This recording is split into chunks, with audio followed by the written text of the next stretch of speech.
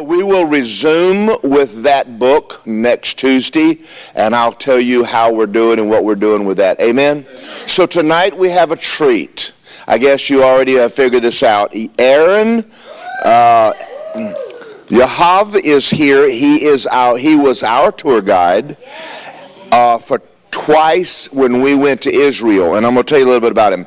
He taught in the official main school of Israel in Tel Aviv for 6 years, and he taught the guys that do tour guides. He taught tour guides, so he's really sharp. Now, when we went over there and had him, we knew the moment we got on the bus with this man knows what he's talking about.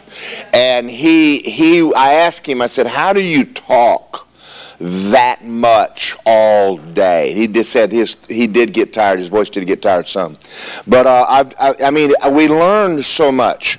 What happened to me in Israel, and you'll get that in tonight and tomorrow night and Thursday night, is there's so much of the geography and the history that when you're reading your Bible, it doesn't make sense to you because you've never been there and seen that.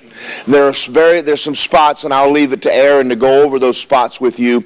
But there's areas that once you see it and learn the history of it, there's a lot of stuff in the Bible that starts making a lot more sense. So we had those aha moments constantly while we were there, like, oh, I didn't know that. Oh, I didn't know that. No, I didn't know that. So now I'm reading my Bible. I have a mental image of where I am, where I'm going, what I'm doing. And it's powerful. So let me go over this. He is a qualified tour guide for 40,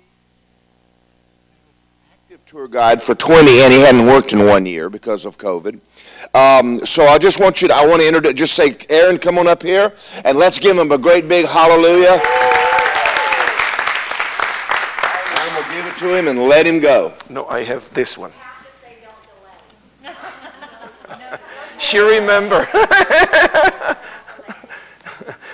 She remember. It's working, yeah? Great. Well, it's definitely, my delight to be here with you. I knew that the Morgan family is so, great. But they are surprising me with how great they are. Thank you so much for hosting me in Apopka.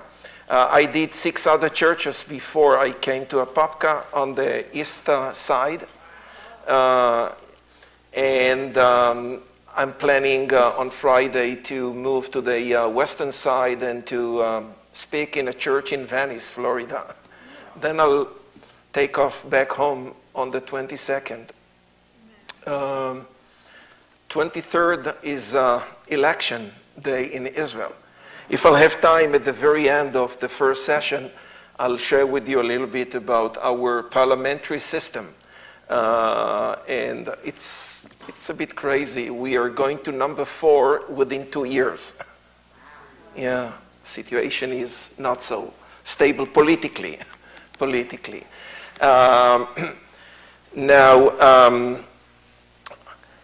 I was born in Israel and grew up in Israel. You can hear my accent. It's a bit different from the American people here. And I did what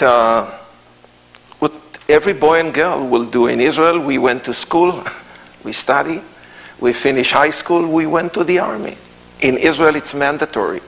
So we have to serve in the IDF. Men and women. Men are doing 3 years and women are doing 2 years, and only then you can actually continue to university.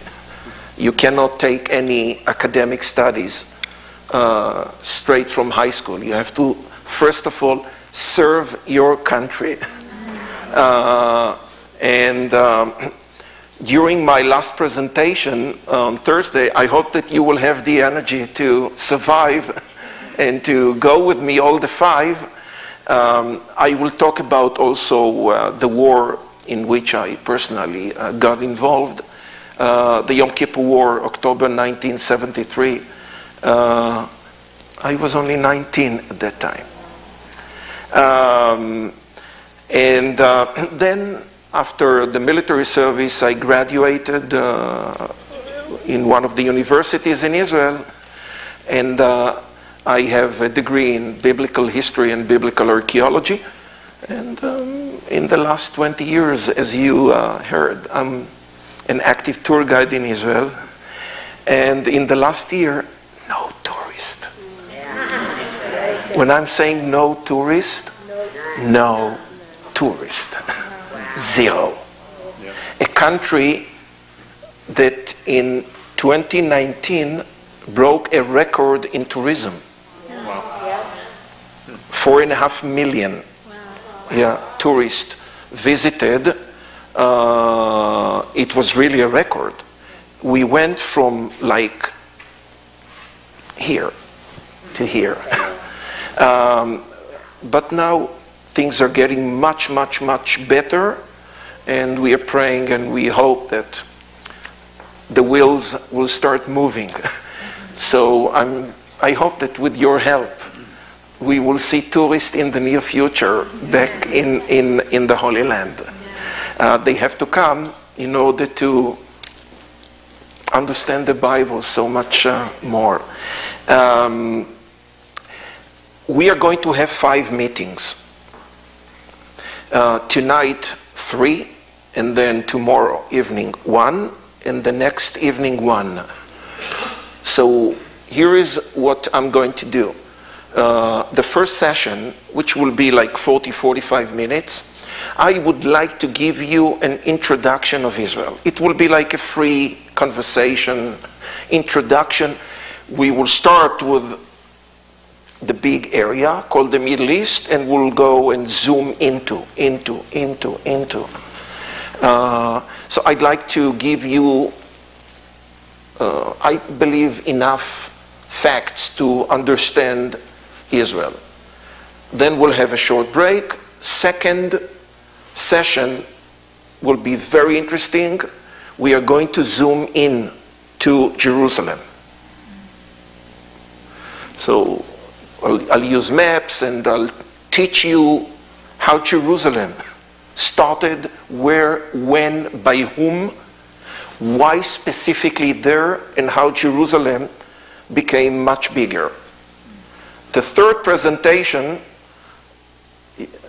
that's the title, The Old Testament is Alive. I'm going to use many, many slides and pictures and show you sites with a strong connection to the Tanakh. Are you familiar with the term Tanakh? The Old Testament, Tanakh. That's how in Hebrew we call it. So this is what we'll do tonight, this evening. Tomorrow night, same idea, but we'll do the footsteps of Jesus with slides. Tomorrow night. Yeah. The third evening will be modern day Israel, different things. You know, I'll talk about how Israel became a state. When do we see the beginning of modern Israel? What caused, Israel to actually be established as a state, and how Israel became the homeland in modern times of the Jewish people. It will be like a fulfillment of the biblical prophecies that, are talking about the connection between the land and the people. So this will be the third presentation. So Thursday evening, I'll try to bring it to current, days. Are you ready? Yes. So let's begin.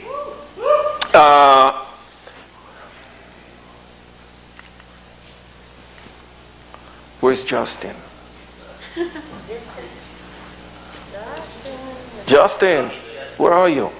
I need the map, the big map.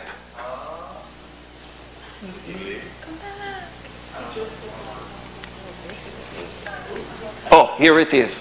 Thank you. I'll ask you a question, friends. Where is Israel geographically? Where is Israel? Is Israel in Asia? Is Israel in Europe? No. Is Israel in Africa? No. So where is Israel? But what is the Middle East? Geographically, it's part of Asia. But when we are playing football, and our football is not yours, our football is soccer, yes? When we are playing football, we are playing in Europe. We belong to the European League. So all our, political connections are with the Western world, with Europe. So geographically, Israel is in Asia, Middle East, Asia. Okay, but culturally, we are, of course, part of Europe and all of that. Now, let's go back to ancient times, ancient days, like several millenniums back in time.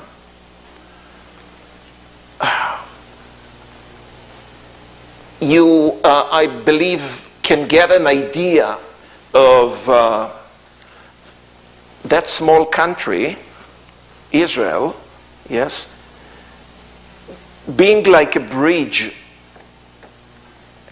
and try to get used to the term bridge between continents.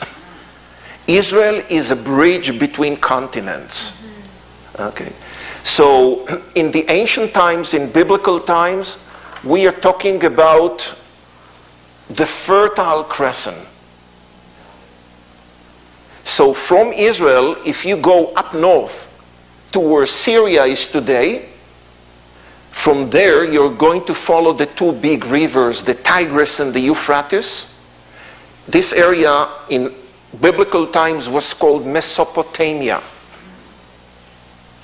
The Fertile Crescent, Mesopotamia. Do you know who was born there? Abraham.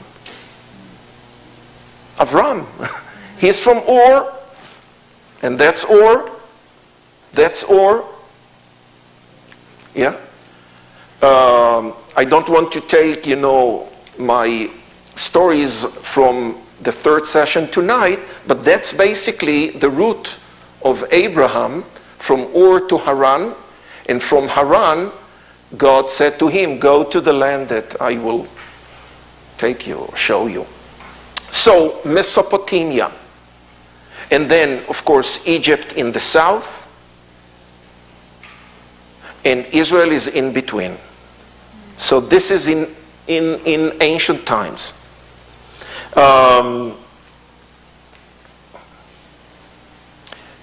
Let's try now to zoom into the land of Israel. It's very important to understand the size of Israel. When you're traveling in Israel, you get a feeling that Israel is like quite a big country. If you are driving a car from the Mediterranean to the Dead Sea, this is the widest part of Israel, it will take you 1 hour and a half. 1 hour and a half. 60, 65 miles, that's the widest. And if you're driving the car from the northern end, Mount Hermon, all the way down to the Red Sea, 5 hours. This will be almost 350 miles long. That's the size of Israel.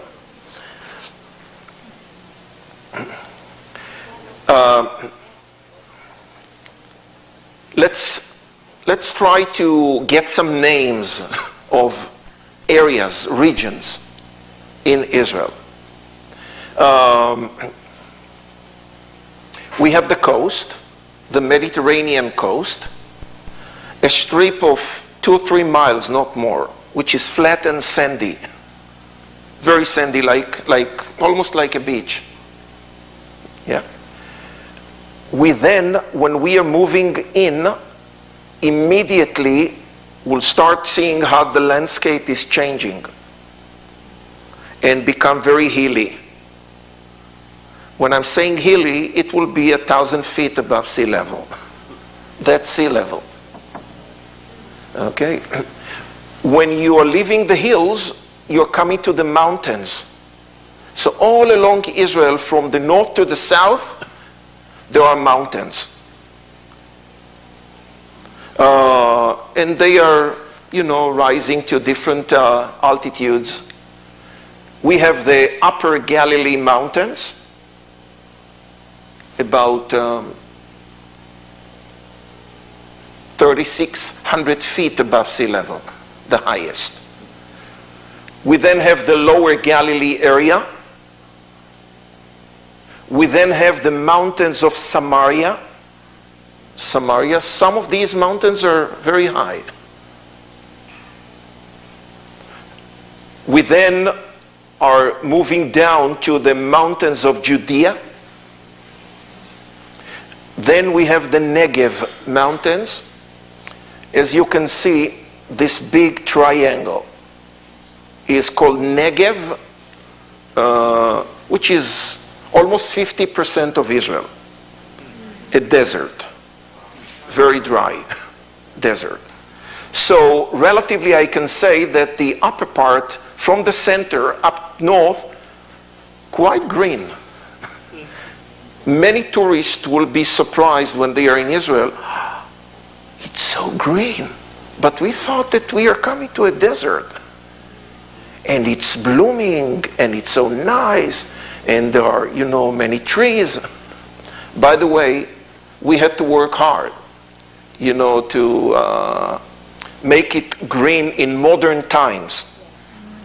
Because the Turks who ruled this land before we came in modern times cut off, all the trees that grew in Israel for their trains. So, relatively green.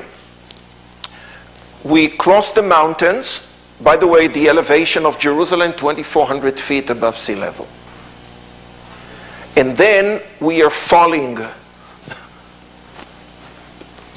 metaphorically falling. We are going downhill. Depending where, if you are heading to the Dead Sea, this is the lowest place on earth. 1,300 feet below sea level. Who knows which place in America is the lowest? How low is the Death Valley? Below sea level. 270 feet below sea level. And the Dead Sea, 1,300 feet below sea level. No wonder why I'm saying we are falling. We are falling. In between big desert, which is called Judean desert. So we have the Negev desert, we have the Judean desert. I want to share with you something that was published in Israel yesterday. Very fresh. The Judean desert has many caves where in ancient times people lived. I believe that you all are familiar with the Dead Sea Scrolls, correct? And they came from these caves.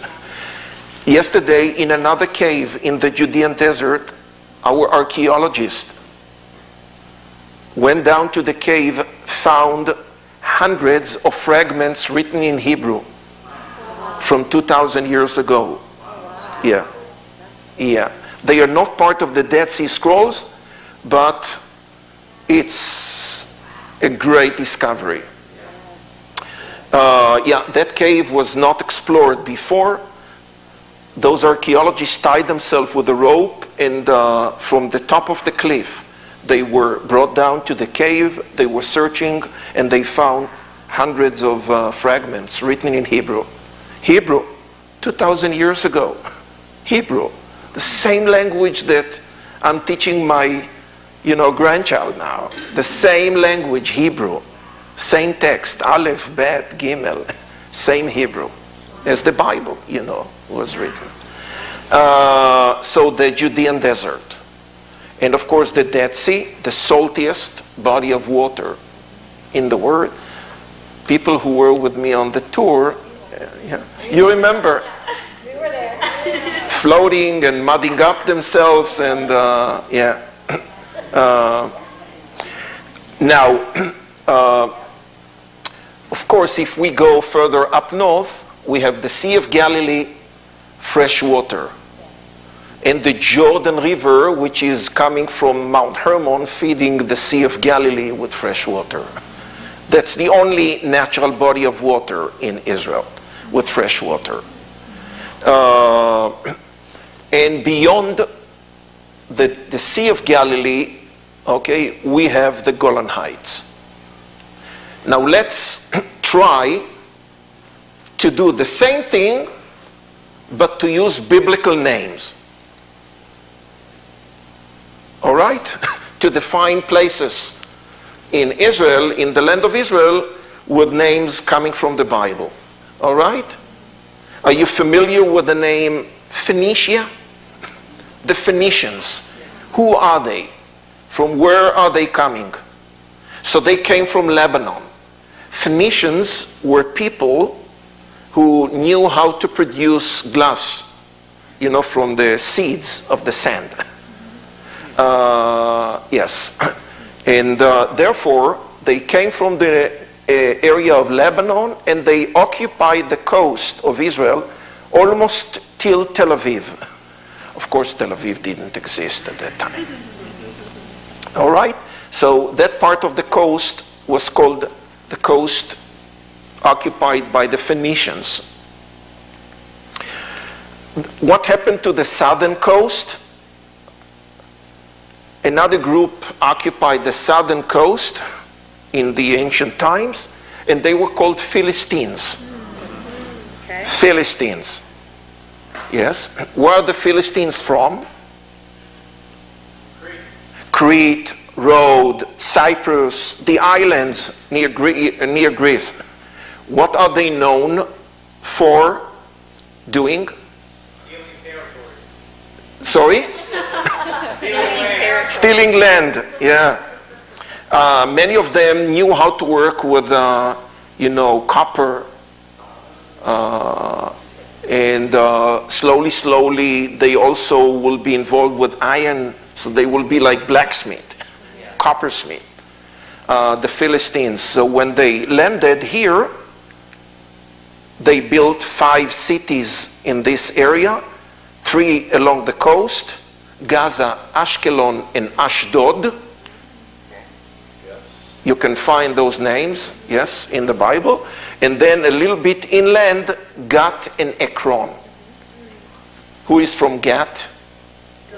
Goliath, yeah. So that area was the land that they took, okay, and they settled here. When the children of Israel are entering to the land, after spending the 40 years in the desert, yes, the new generation came inside, took the cities over here like Jericho, and then basically they drew the lots, and they knew where each tribe will go. Which plot will be in the hands of, which tribe. This will be called Israel. This will be called Judea. All right? How many tribes lived in Judea? 2. Which tribes? Judah and Simon. Shimon. Judah and Shimon. Yehuda and Shimon. Jerusalem will be the northern end of the land of Judah. And then from here, you have Benjamin, Ephraim, Dan, the original Dan, before they moved to the new plot in the north. And then a little bit further up, Manasseh, the biggest. And then it goes to the shores to Asher, and then Zebulun, and Naphtali, and Issachar. And who lived on the other side of the river? Gad, Reuben, and half of Manasseh. Okay, so the same land is now parcellated between the tribes. Each one has his own plot.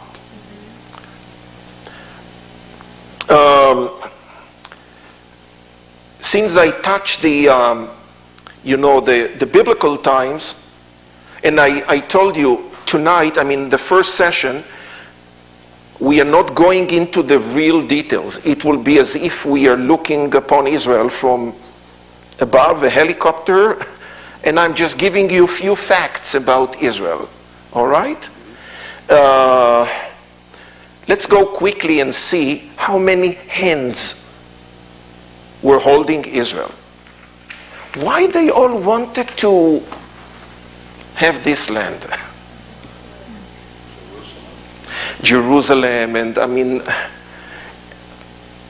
I use the term bridge between continents.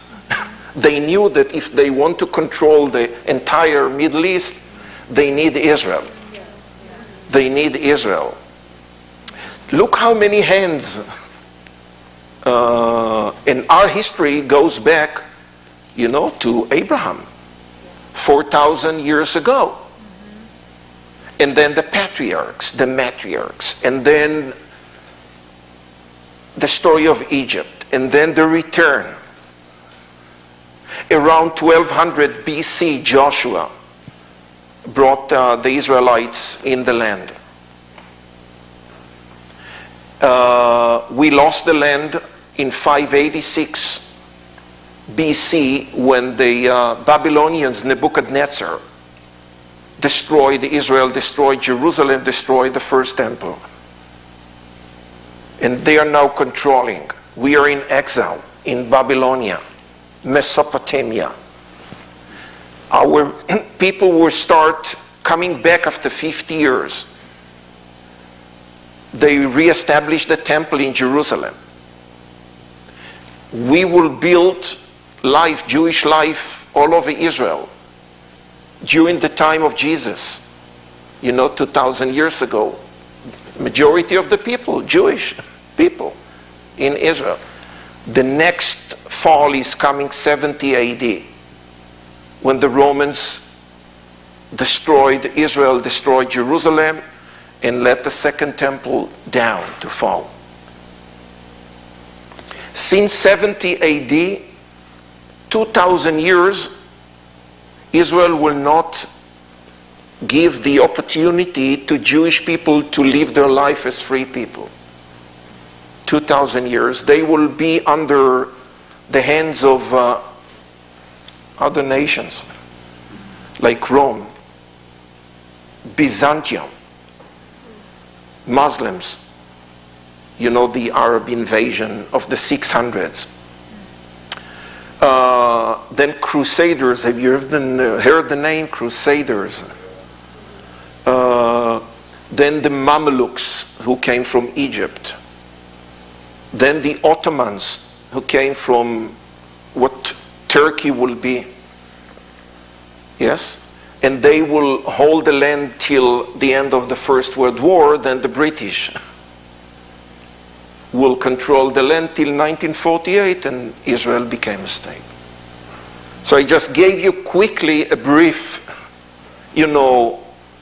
historical line with names of nations that control this land till we, the modern, I like to use the term modern Jews, we return to our land and we build Israel.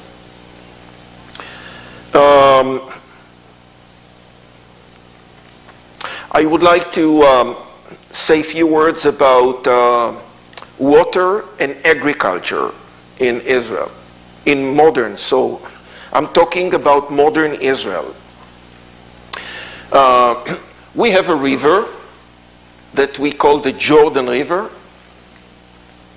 flowing from Mount Hermon down to the Sea of Galilee, fresh water.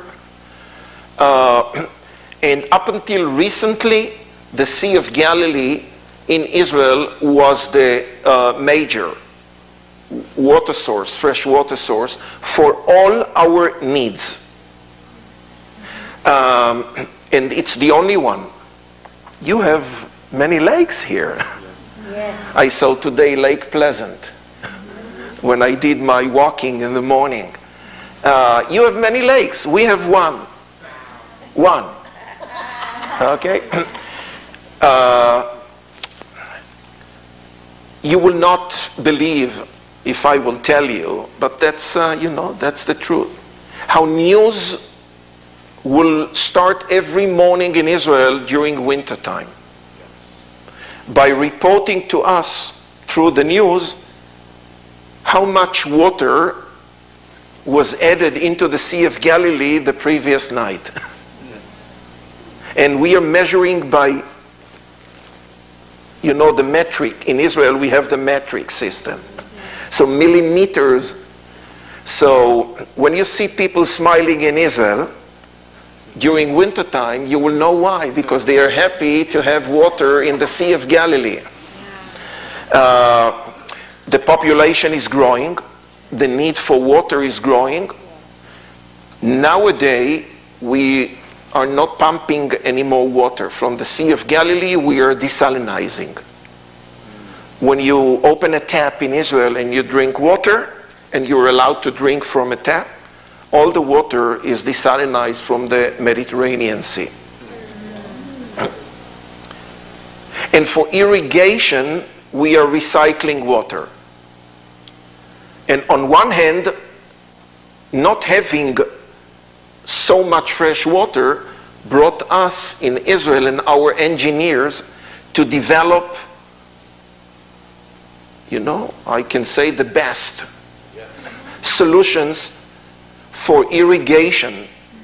Countries like African countries are coming to study in Israel how to treat the land. They have much more water than what Israel has, and they are coming to learn from us. Amen. Like, the dripping system and all of that. And I can tell you, and you can see it for sure when you're traveling in Israel, how we took a land which was so barren, so dry, and you can get tomatoes that you never tasted before. Oh, yes. Amen. And dates all over the Jordan Valley. Your eyes are becoming tired from seeing millions of trees. Each one with so many dates hanged on top. We are exporting to the world so many dates. And I can go on and on and on and on and, share with, except a few tropic, products like coconuts that we don't have. Okay, pineapple. Whatever you can think about, you will find in Israel. Whatever. No wonder why it is known as the land of milk and honey. We actually took the desert and we turned the desert to bloom. So beautiful. So beautiful.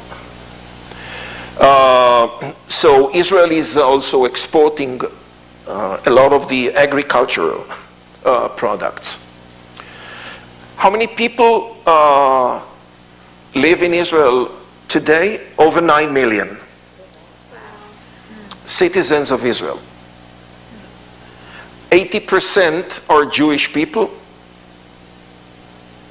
and then 20% are not Jews, Arabs, Israeli Arabs. They also live in Israel, fully citizens.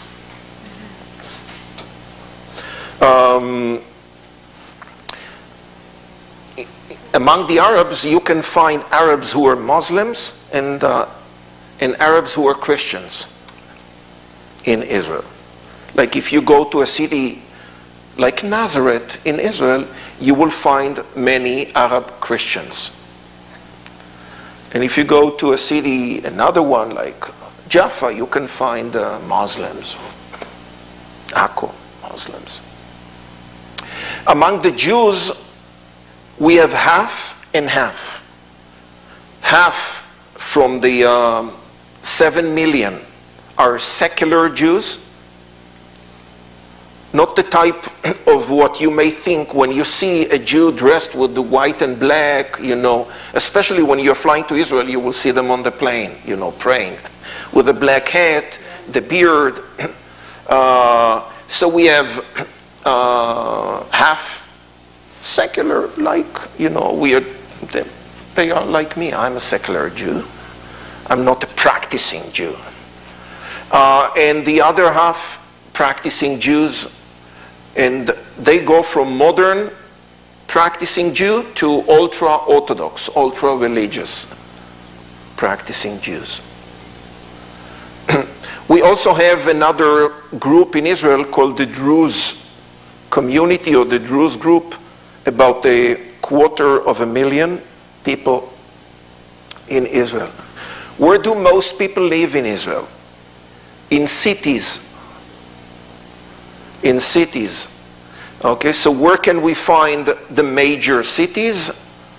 Most of them along the coast, because it's easy. You don't have mountains or hills, and you're close to the ocean, and and the weather is fine, a bit hot, a bit humid, but you're used to it here. Yeah. We have the same. Yeah. We have the same along the coast. This is why I don't live on the coast. Okay, I prefer the dry weather.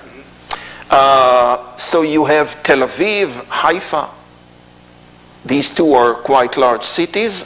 The biggest one is the capital of Israel, Jerusalem.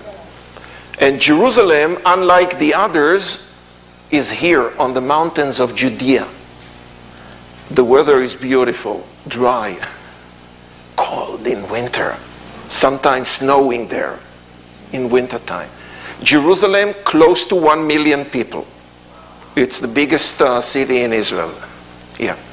And then Tel Aviv is number 2, and Haifa number 3, and then down and down to so many other cities. But we do have also other kind of settlements which are called agricultural settlements. I don't know how many of you heard or are familiar with the name kibbutz, moshav, like a collective, like a communal lifestyle. Very different from your life here, because the pioneers that built the first kibbutz are Jewish people who came from Russia. So what did they took when they came from Russia? What they learned in Russia. Ideals like communism, socialism, and they found this good enough at that time 100 years ago. The first kibbutz was established in 1909 near the Sea of Galilee. It was good enough for them to build up groups of young idealist people who went to the difficult areas to settle.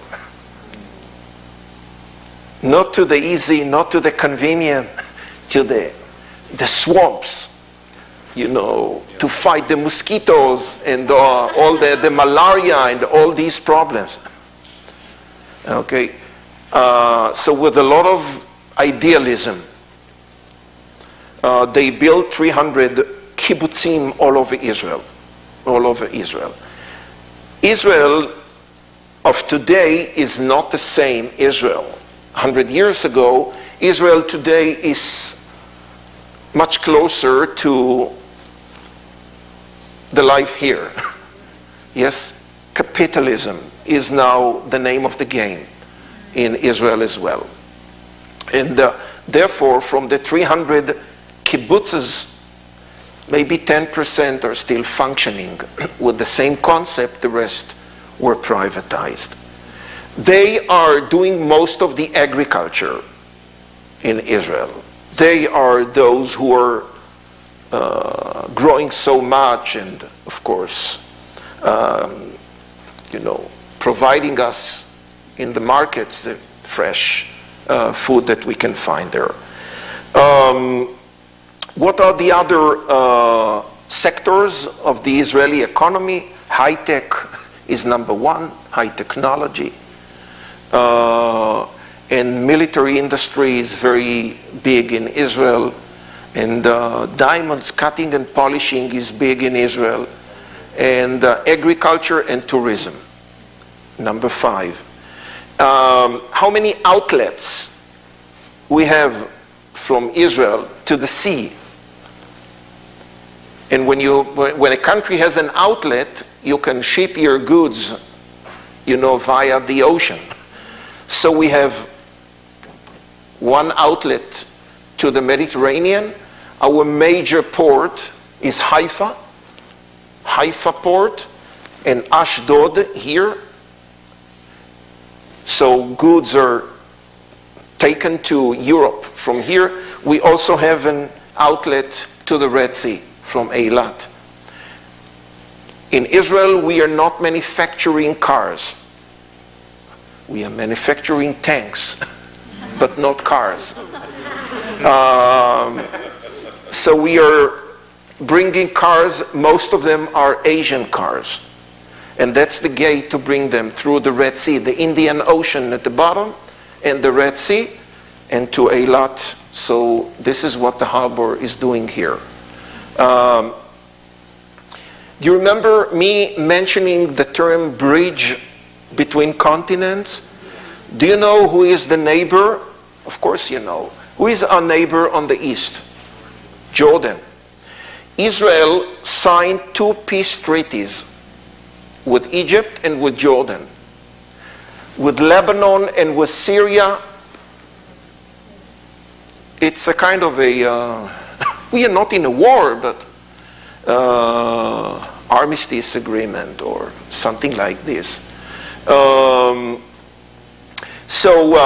Since we have 2 peace treaties, one with Egypt, one with Jordan, the borders are open. These borders are closed. No one can cross. No one.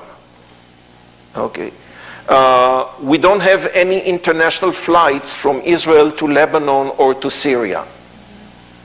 We have other flights. Yes. To Syria.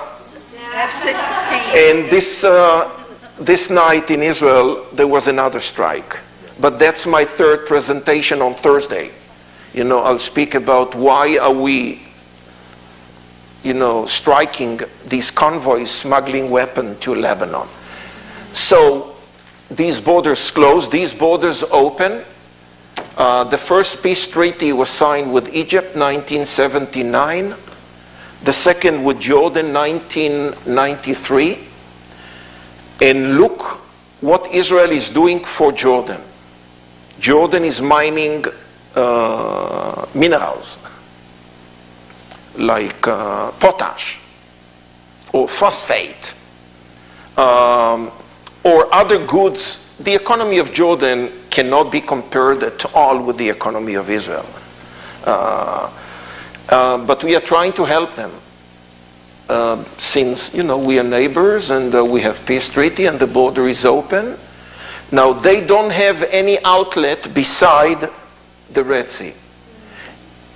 If they need to ship something to Europe, do you have an idea what a boat needs to do to go all the way around Sinai and then up to the Suez Canal and then back into the Mediterranean and to Europe? That's a long journey, which will make the goods more expensive. They cannot compete. Israel opened here at the harbor of Haifa a section that the Jordanians are operating. We gave them the permit. So they bring their goods to the city of Beit She'an here. They are loaded on a train. The train is taking them to Haifa. There is a boat there. It's much shorter to Europe, much more cheaper for them. So can you see how Israel all of a sudden is functioning again as it was in biblical times, like bridge between continents?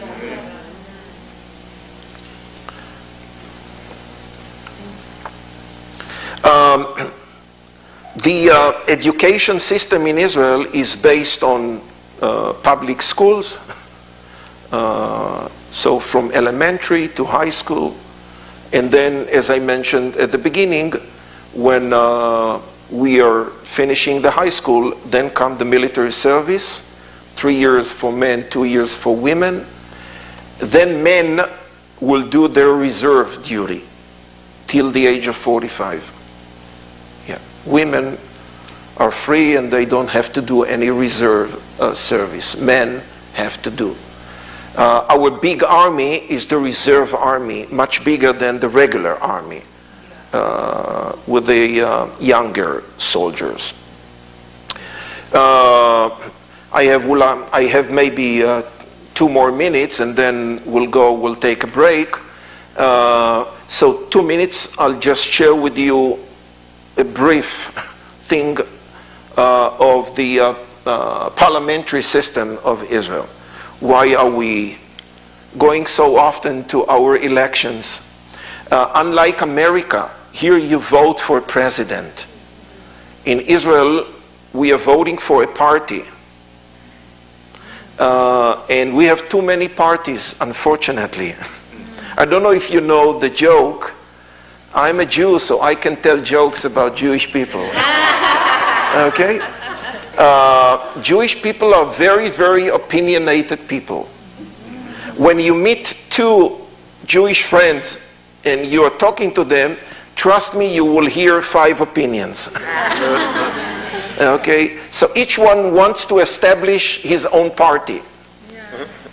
We have 120 members in the parliament, Knesset, and we are voting for a party, and whoever can establish a majority by several parties, and a majority will be 61 and more.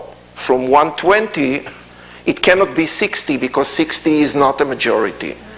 It must be 61 and more will be the prime minister. This is how it's working. But since, as I said before, we are so opinionated, and there are parties with big appetite, and they want more and more and more and more. So most of the recent coalitions in Israel had 61. And if one member will step back, or one small party will leave the coalition, there's no life for the government. The government is immediately falling down. Okay? And this is what's happening in Israel. And the official term should be 4.5 years. And no government can rule more than 1.5 years. Then we are going to a next and the next and the next election. Let's hope that this will be the last one in the row and will finally come to a rest politically. And the coalition will be, solid and stable to be able to govern the full term of 4 years. I was trying to give you, some ideas, facts, a little taste of Israel. And I hope that it will help you to understand a little bit about the geography, the history, the borders, the people, the land, the topography, mountains, valleys, desert, coast. And we can take a break now of 10 minutes. 10 minutes, and at 8 o'clock I will talk about Jerusalem. All right? Thank you.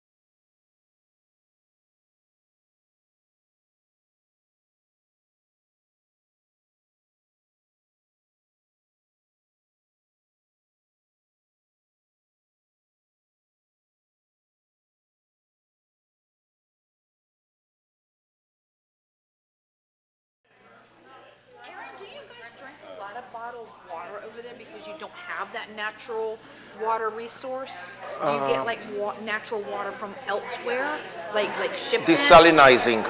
We are desalinizing water from the Mediterranean. I didn't know if maybe you got like bottled water in or something.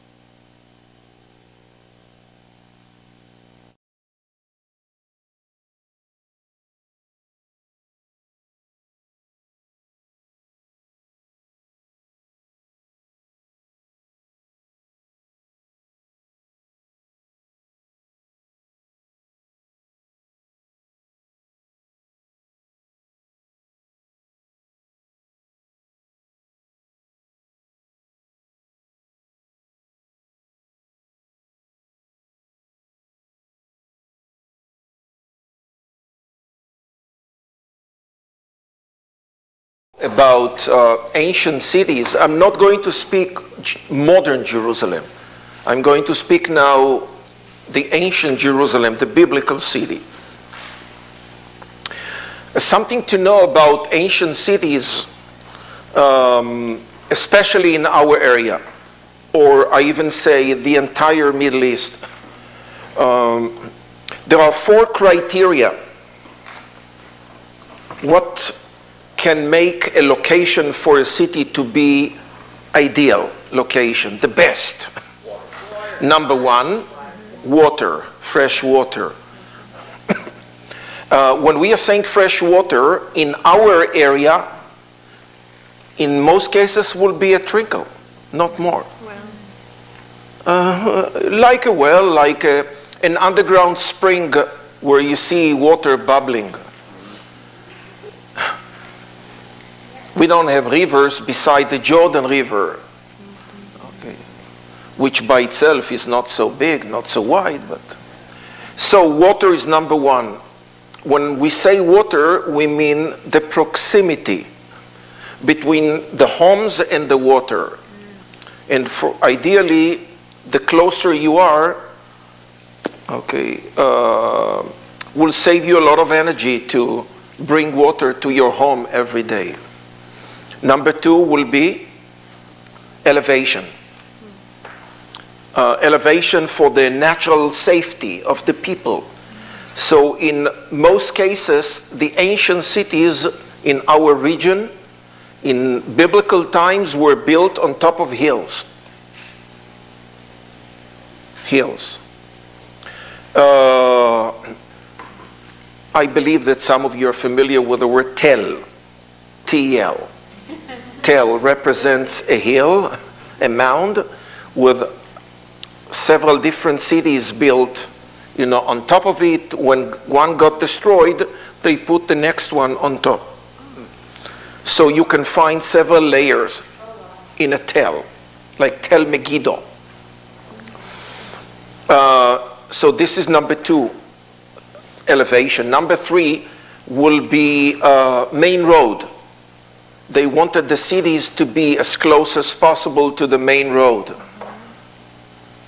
And number 4 is land that you can cultivate and produce something.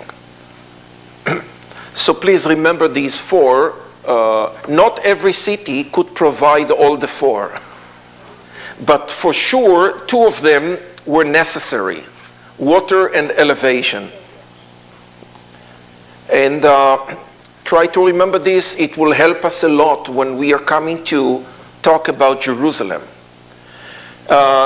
So geographically, Jerusalem is located on the mountains of Judea, between Judea and Samaria.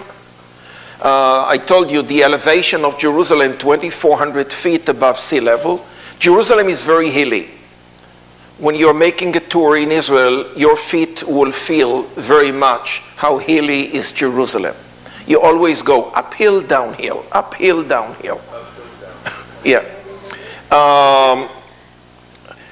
Now, who built Jerusalem? Who is the first builder of Jerusalem in the Bible? Who made Jerusalem a city? King David.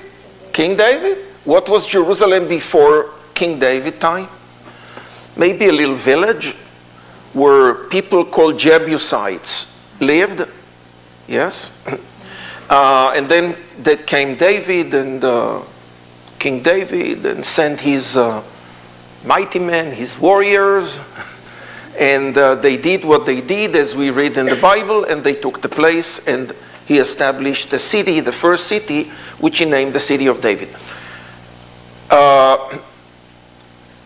Before talking about the city of David and how the city will grow from there, I would like to share with you a little bit the topography. Are you familiar with the word topography? Landscape. And the geography of Jerusalem. The ancient Jerusalem, not the modern Jerusalem. The ancient. So what do we have there? We have a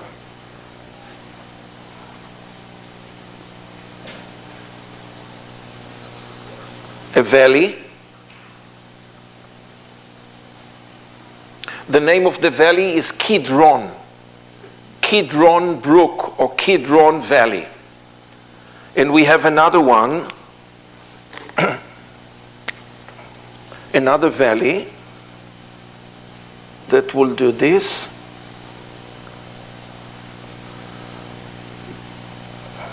And will come to an end here. And this is the valley of Hinnom. So Hinnom and Kidron. Where do we see in the Bible these two names? I took some notes for me. I would like to read from Joshua 15, verse 8. And the border went up by the valley of the son of Hinnom onto the south side of the Jebusite. The same is Jerusalem. And the border went up to the top of the mountain that lay before the valley of the Hinnom westward. So we have a description of the area of Jerusalem. And look how much focusing is done and will be put on the valley of Hinnom. Where do we see in the Bible the Kidron? I will take one reference from 2 Samuel chapter 15 verse 23, and that's the story when David is running away from Absalom, you know, his bad son.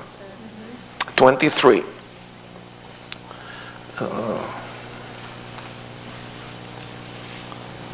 2 Samuel 23. And all the country wept with a loud voice, and all the people passed over. The king also himself passed over the brook Kidron. Kidron brook. And that's the Kidron. Directions are very important for the understanding of Jerusalem. This will be north, this will be east, this will be south, this is west. Okay? Which mountain do we have on the eastern side? Mount of Olives. You've heard the name. Mount of Olives. All right? What is the first criteria for a city? What is the first one? That the city has no life without. It's hard to imagine that Jerusalem, small or big, it doesn't matter, has one single source of fresh water, which is not a lake and not a river, it's a spring. And the name of that spring is Gihon. Gihon. Spring Gihon. And where is that spring located? In the Kidron Valley, right here. So I did it with blue color, water. I would like to share with you some words of the Bible talking about the Gihon. And the best reference will be from 1 Kings, 1st chapter, verses 33 and 34.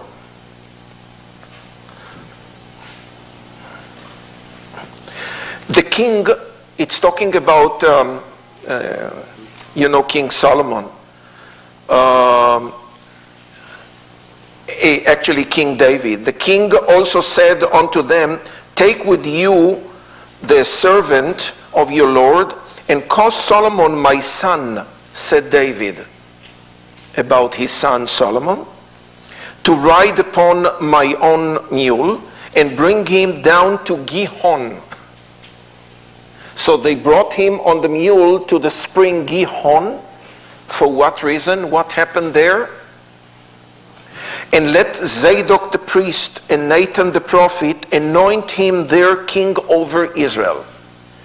So my friends, King Solomon was anointed to be king over Israel by the Gihon spring. Right here. The only water source of Jerusalem. It's in the Kidron Valley at the bottom, and it's an underground water source.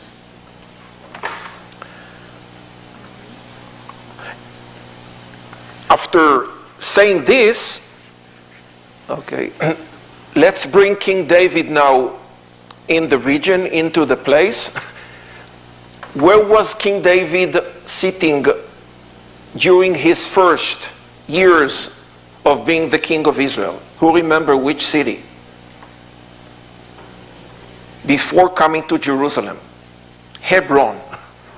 He reigned over Israel from the city of Hebron. About 7 years. And then he decided to move to Jerusalem, knowing that here he can unite all the people of Israel behind one capital. Don't forget that Hebron is in Judea. So it may create a kind of antagonism by the people who lived in Israel, in the northern kingdom, okay, if the capital will be Hebron. Sorry. So King David is moving to Jerusalem, the place, as the Bible says, where the Jebusites lived.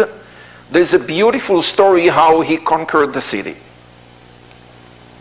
I'm not going to go into the details with the, the lame and the blind, and how the Jebusites were cursing David. You're coming against us? We will put the lame and the blind on the walls. They will curse your army. You will not be able to take Jerusalem. And they found a way. The Bible says that there was a gutter. Do you know what's a gutter? Like a pipe, an underground pipe. They found a hole in the rock at the bottom, and through that pipe shaft, they were able to climb up, and they took the land from the Jebusites. And David built the city, which will be named since then as the city of David. And where was the city of David? Near the water. I told you they wanted the city to be as close as possible. There's no point to put the city here if the water is here. Who is going to carry the water? Okay, so but he wanted also the city to be elevated.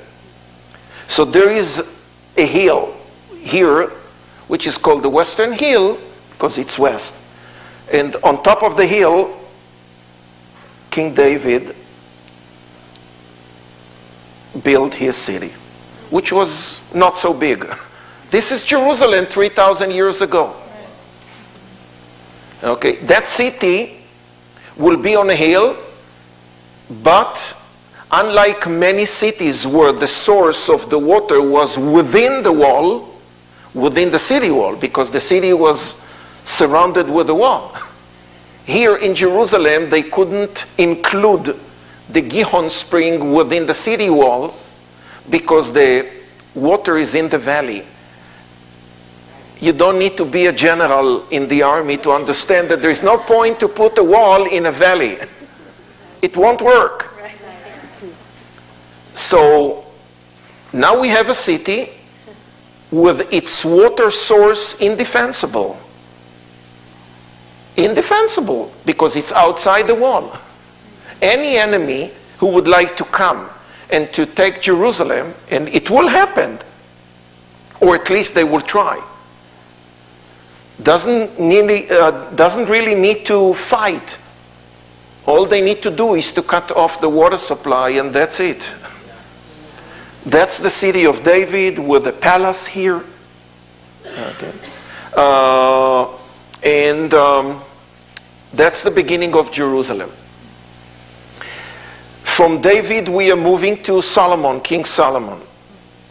And what did King Solomon do in Jerusalem? He built a temple. Where did King Solomon build a temple?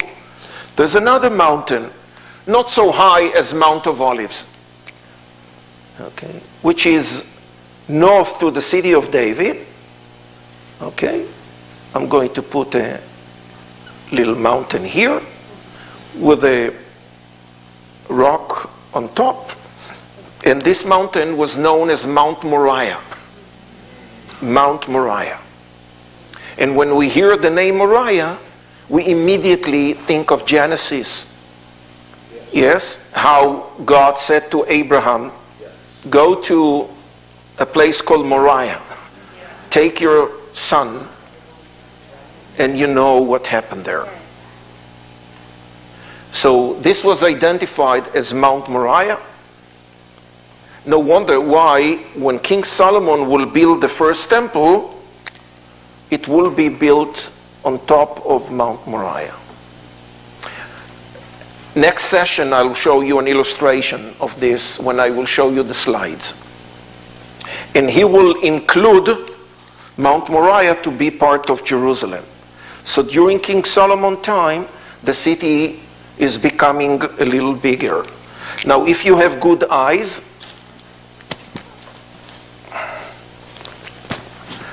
look to this map, you can see something very similar to, what I drew over there, and how the city is growing up to the north, including Mount Moriah with the first temple of Jerusalem. This is Jerusalem till King Solomon died.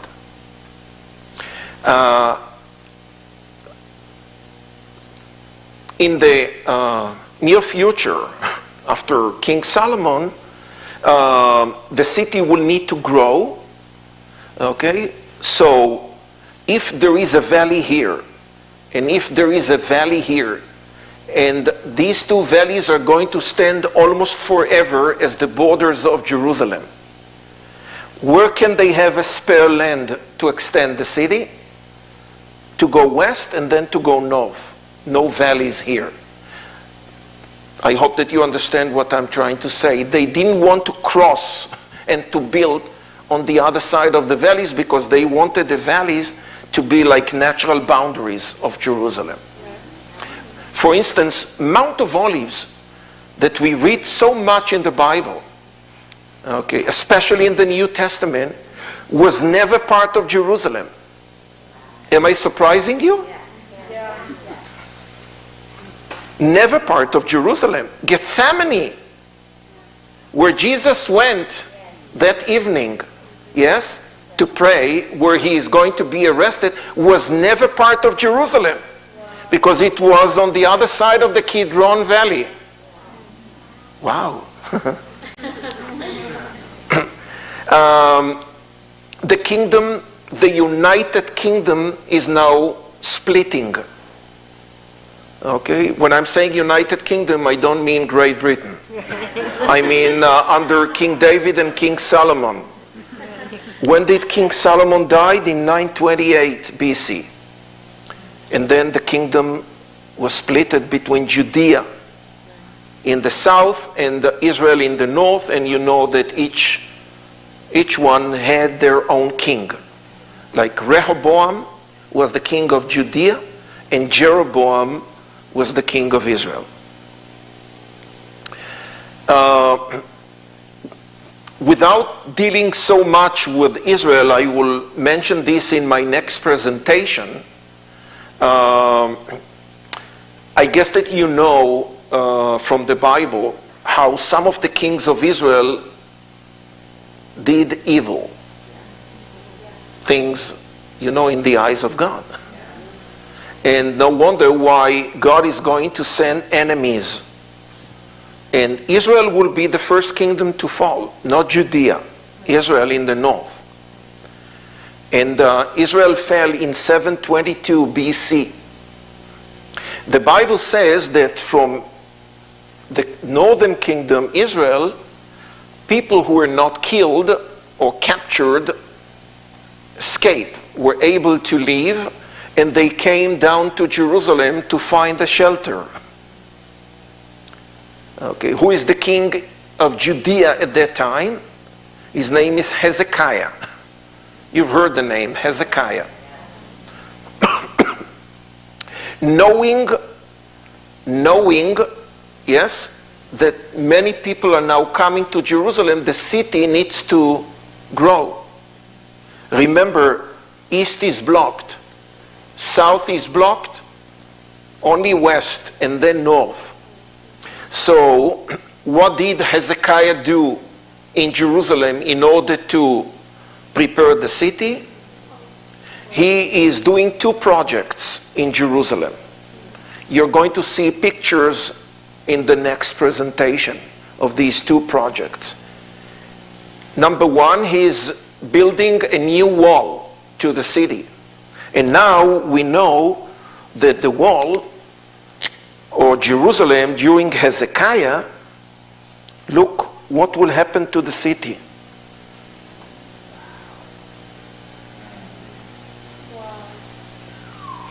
And we found fragments of the wall. When I'm saying we, I mean archaeologists in Israel uncovered Hezekiah's wall in certain fragments, and it's something that you can see when you're touring Jerusalem with your eyes. We have a perfect description of the wall that Hezekiah built in Isaiah or in Chronicles or in Kings. And what is the second project that Hezekiah did in Jerusalem in order to prepare the city? Sorry? Which tunnel? Escape tunnel? What was the tunnel made for? Do you remember how the water is outside the city wall? The year is 705, 704 BC, and he understood, Hezekiah, that the king of Assyria, which is Syria of today, what was his name? Sennacherib. His name is in the Bible, written. Is coming with big army to take Jerusalem. So not only that Hezekiah made the wall to the city, and you can see it here. Yes? He allocated two groups of people with, strong hands. And they were holding chisels and hammers. And their job was to make a tunnel. And the idea was to capture the water that is coming from the spring and to bring it into the city with a tunnel. So they made this.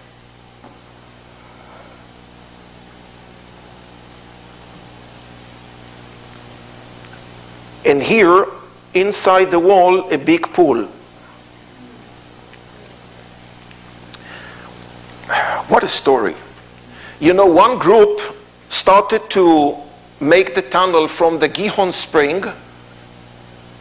The other group started to make the tunnel from the bottom where a pool named Siloam, the pool of Siloam. Quite large. What did they saw when they were chopping the rock? They saw only a solid rock. They are building, making the tunnel, working under the ground level. No light besides some lamps. No GPS to know their way. 2,700 years ago, the tunnel was done. 2,700 years ago. All they have in their hands, a chisel and a hammer. And they are chopping and cutting the rock.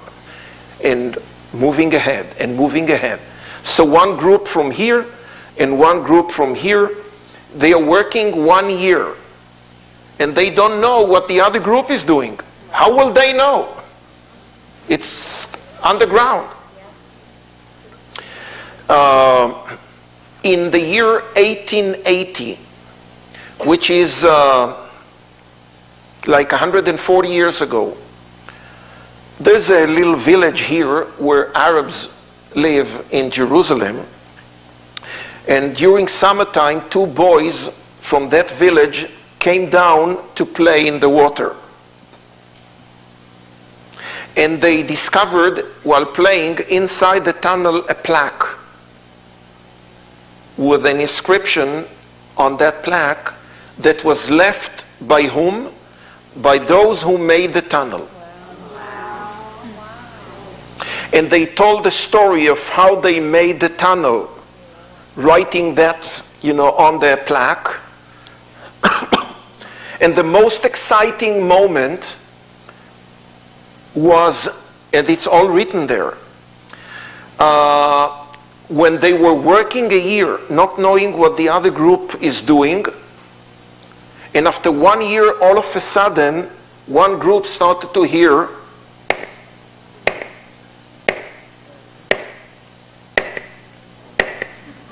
and they realized how close they are to the other group. It came from the other side of the wall. And then the wall was open and they shook hands. And the gap between the 2 groups, 1 foot. The length of the tunnel, 1,600 feet. They are working 1 year, no GPS.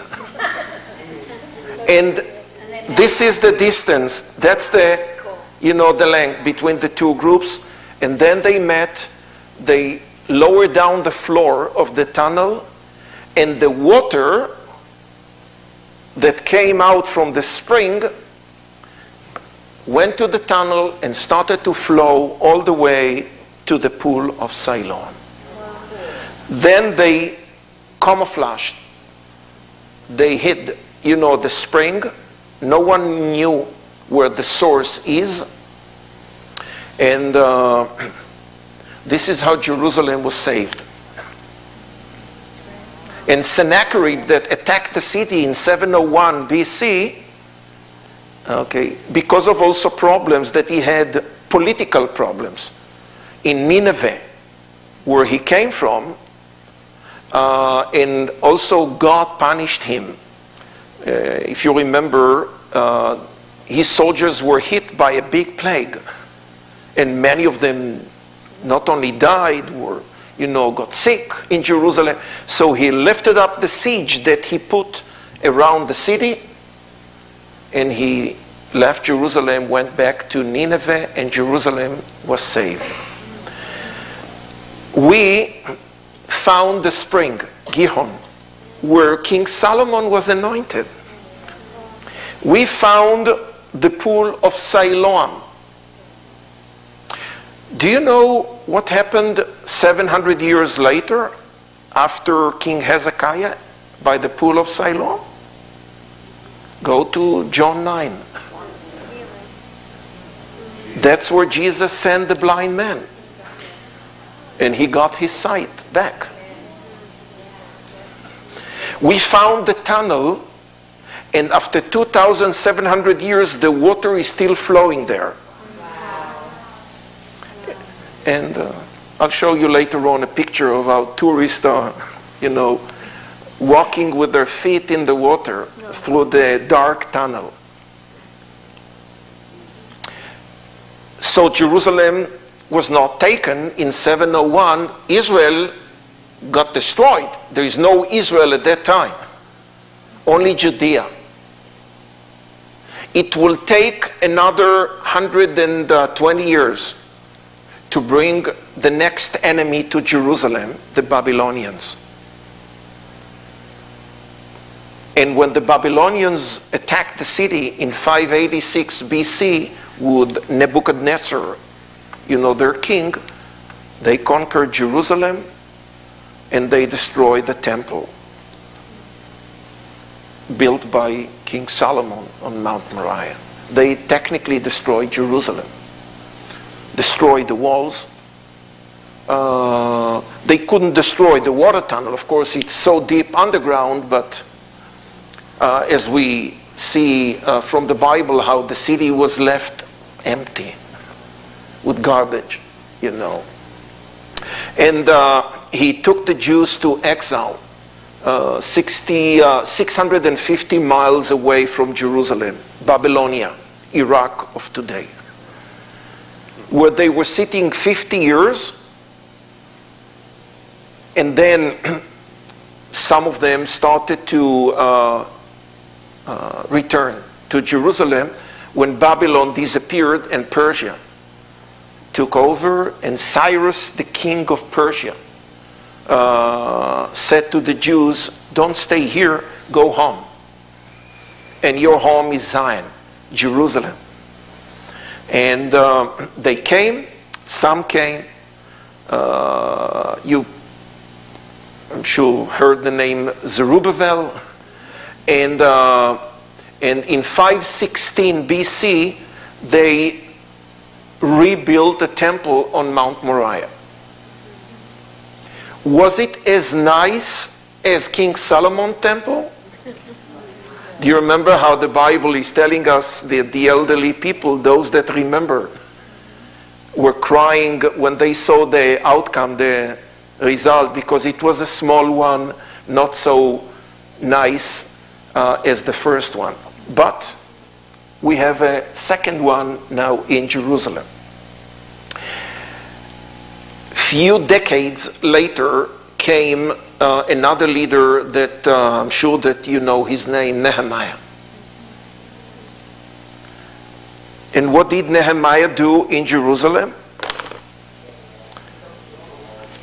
Before building the wall, he did a night survey in Jerusalem, a night journey. He wanted to know what's the situation of Jerusalem.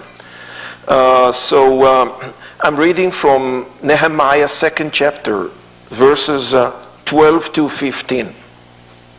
2nd chapter, 12, 15. And I, Nehemiah, arose in the night, I and some few men with me, neither told I any men what my God had put in my heart to do at Jerusalem, neither was there any beast with me, save the beast that I rode upon. And I went out by the night by the gate of the valley, even before the dragon well, and to the dung port. Some versions will say the dung gate, the dung gate, and viewed the walls of Jerusalem which were broken down, and the gates thereof were consumed with fire. Then I went unto the gate of the mountain and to the king's pool, but there was no place for the beast that was under me to pass. Then went I up in the night by the brook, probably the brook Kidron, and viewed the wall and turned back and entered by the gate of the valley, and so returned. So he first did a night survey, and he saw the bad condition that Jerusalem, was having, like garbage everywhere, and the walls are broken, and the jackals, and not so nice to read this. And then, of course, he prepared his project to build a city wall. So Nehemiah's wall was built within how many days? Who remember? 52. I'm reading from Nehemiah 6, verse 15.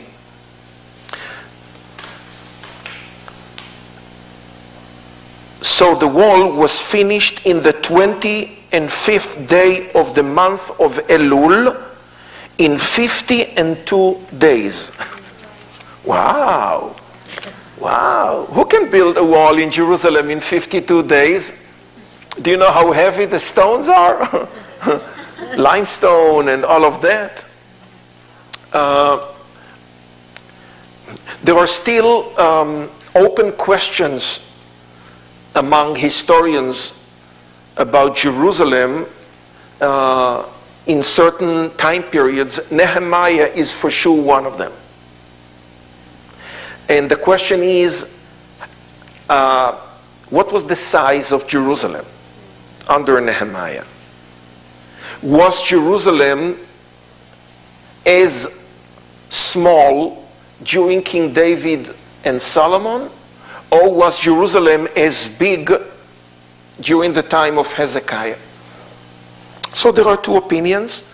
None of them came to its final conclusion yet. It's nice. It's nice that we, have open issues that we are dealing with, and who knows what they are going to find tomorrow, which may prove this opinion over that opinion. Yes? So there are two opinions. One is called the minimalistic, and one is called the maximalistic. Okay? Now, if you go with the 52 days, knowing Jerusalem, it's a challenge to think that you can do this in 52 days. Even if you bring groups of workers, and that's what Nehemiah did, from all the tribes, and therefore we think that during the time of Nehemiah Jerusalem was more or less similar to what Jerusalem was under King Solomon. Like having the city of David area, plus Mount Moriah area, with the second temple on top, getting the water from the tunnel, which is still functioning. And when we excavated the city of David, we definitely found fragments from Nehemiah's wall there, on top of Hezekiah's wall. Okay? So it's still an open question. I cannot, resolve it here. But it's good to know that, there are two versions or two opinions about this.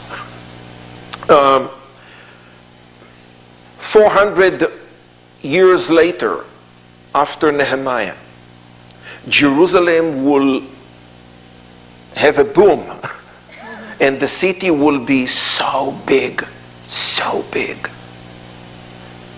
First of all, there are many more Jewish people living in Jerusalem. And who is the one that made Jerusalem so big 400 years later? His name is Herod the Great. Herod the Great. Okay? So, if you take this map, sometime I like, my map over the printed ones. If you take this map, King Herod built several city walls in Jerusalem. Remember, none of them cross the valleys to the other side. So the valleys will always stand as natural boundaries to Jerusalem till modern times. So King Herod built several walls. How do we know this? First of all, we have a good source, written source, written by a person whose name was Josephus Flavius.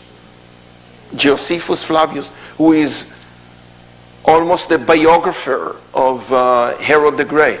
He is describing all the big projects that Herod built in Israel, such as Caesarea, Jerusalem, Masada, and many others.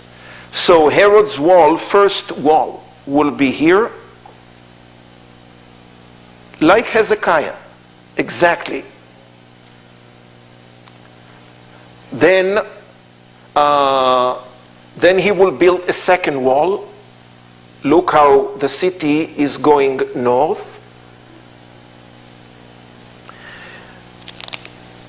He knew that Jewish people are making their ascension to Jerusalem on the three feasts, the Jewish three feasts. What are the three feasts that Jewish people are coming to Jerusalem? Many of them with offerings. The Feast of Tabernacle, the Feast of Passover, Pesach, and the Feast of Shavuot, the Feast of the Weeks that falls on the Pentecost day.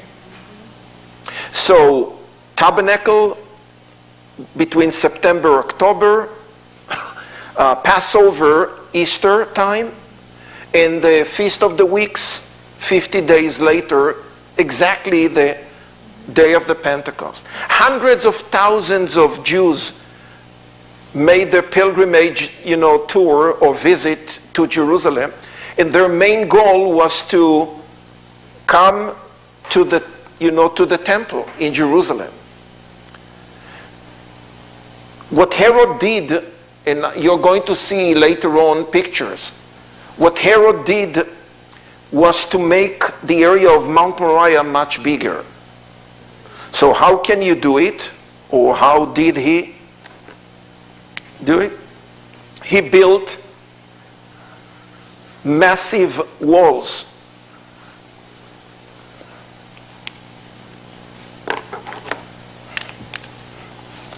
I'll do it with blue, even though blue is water. Massive walls around Mount Moriah.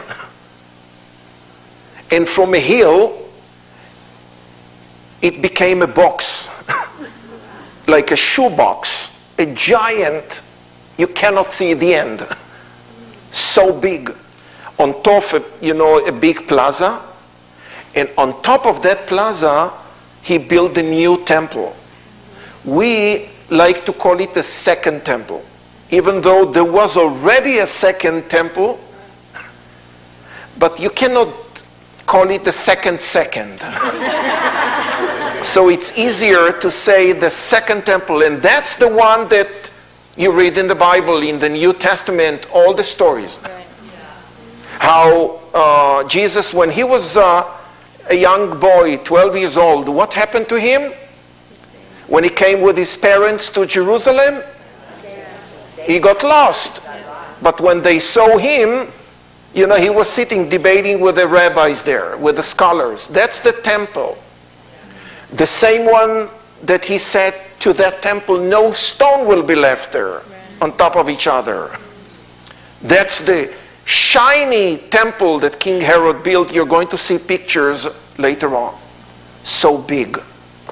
With the 4 retaining walls of the Temple Mount. One of them is the famous Western Wall, Wailing Wall. Western Wall. So Jerusalem is much bigger, with the first wall and the second wall of Jerusalem. It is coming very clearly from this map how the city during King Herod or Jesus' time later on will be much bigger. 100,000 people was the population of Jerusalem when Jesus came to the city. It was back then the biggest city in Israel, It is today the biggest city in Israel.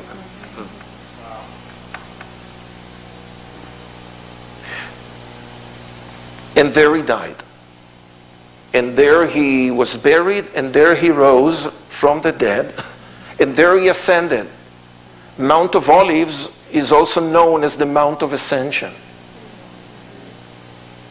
And in the next presentation, I'll show you several pictures. You know, actually, no, it will be, the footsteps of Jesus will be tomorrow night. So you will see pictures, you know, of these places. And as Jesus said, no stone will be left on top of each other. 37 years after he rose from the dead and ascended to heaven, the Roman army attacked the city of Jerusalem, and in the year 70 AD, it got destroyed. Destroyed.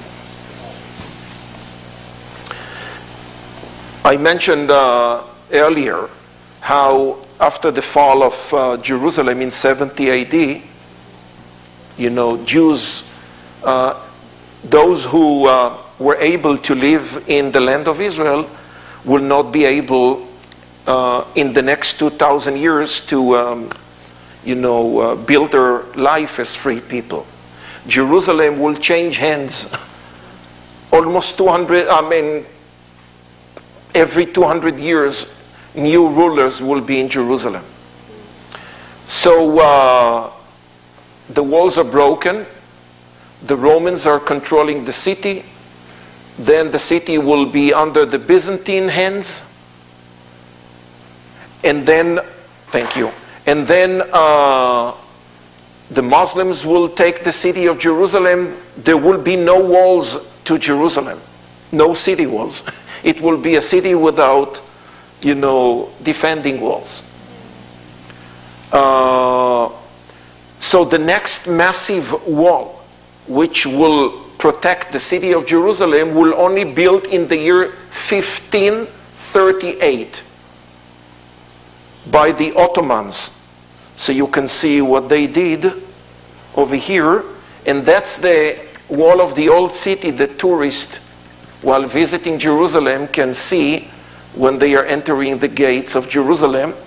So technically, the current wall of the old city, okay, is not fully identified with the original city walls that I was trying to share with you tonight, and to show you how Jerusalem grew, you know, from here, and the valleys, and the major events.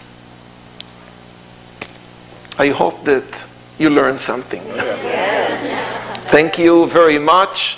We'll go to another break of 10 minutes, and then 9 o'clock I will start my presentation with the slides, which is called The Old Testament Comes Alive. The reason he doesn't have the slides for all of this is that we added it.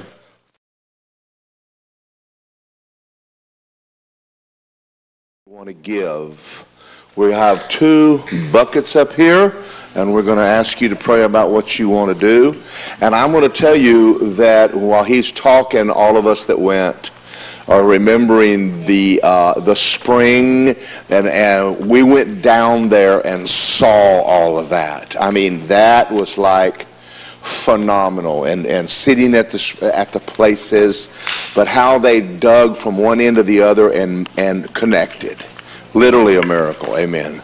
Can we use the envelope? You guys obey him through credit? Yes, you can use an envelope. Everything tonight goes to Aaron, and we'll check another one tomorrow night. Are y'all enjoying this? You know, there's a lot more information that he could give you, but he's limited in time. But feel free to come up and look at the maps and look at the stuff, because it's not easy to see from back there. And if you have offering, please put it in the buckets. And remember, 1,000 is THOUSAND. Million is MILLION. Aaron hasn't worked in 1 year. They shut down all tourism. Betty, when we left, they locked the gates. They locked the gates. We were some of the last tourists in Israel. Talk about get in and get out. Amen. So we'll be back here in 10 minutes, and the grand finale is the best.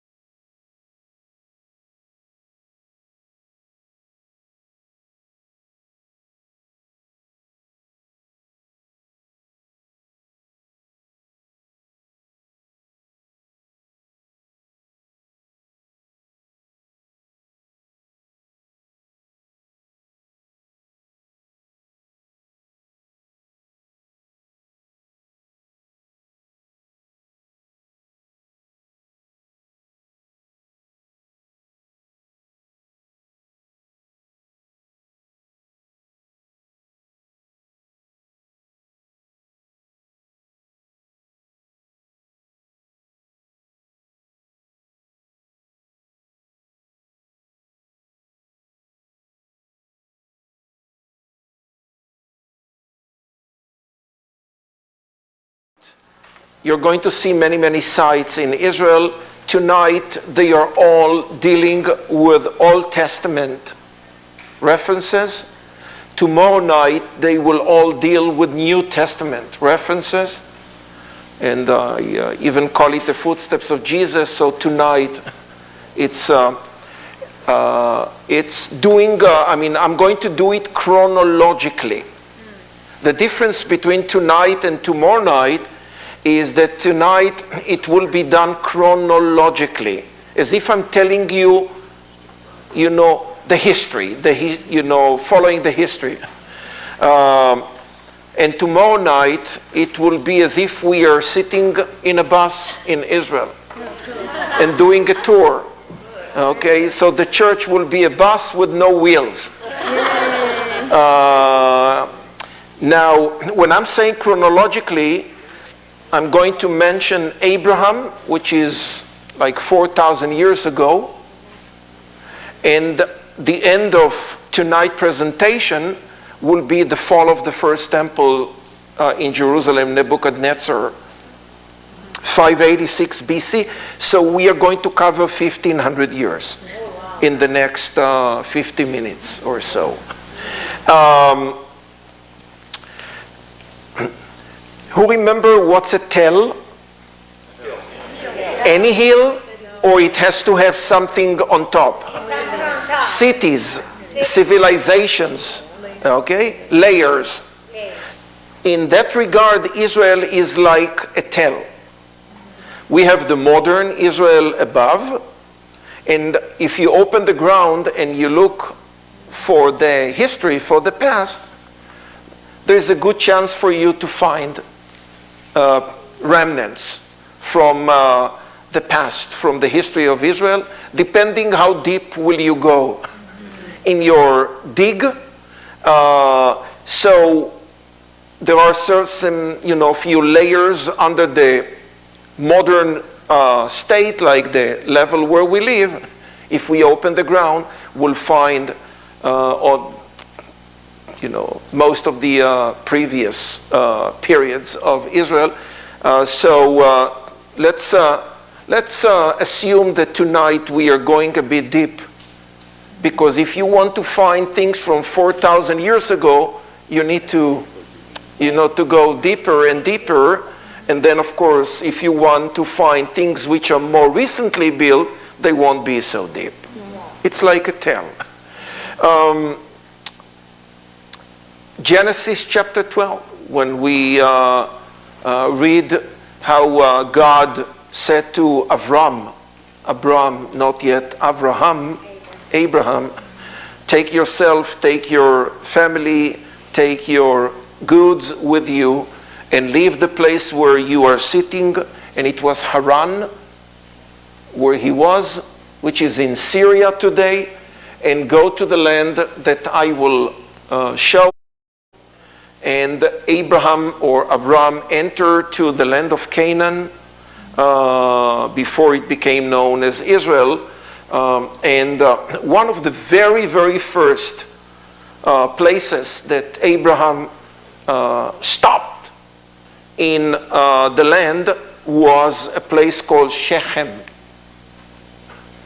the city of Shechem. And in Genesis chapter 14, we read how God revealed himself to Avram in this area, Shechem. Where is Shechem? On the high mountains of Samaria. This is where Shechem is. And Abraham built an altar in Shechem. The city of Shechem is built in a valley between two mountains. And you can see them in the picture. To the right is Mount Ebal. To the left, Mount Gerizim. So one of them, Gerizim, is known as the Mount of the Blessing. And Ebal is known as the Mount of the Cursing. Both of them are rising above the city of Shechem. That's another nice picture of that area.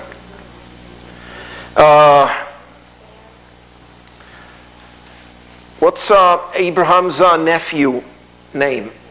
Where did Lot live? Where was Lot and where was Abraham? Lot lived in Sodom area, which is down at the bottom of the Dead Sea. And Abraham lived in the plain of Mamre, which is near Hebron. No wonder why this route here will be called the route of the patriarchs. That's where, they lived and they wandered. What happened to Lot? Lot was captured. By whom? By the kings of the north.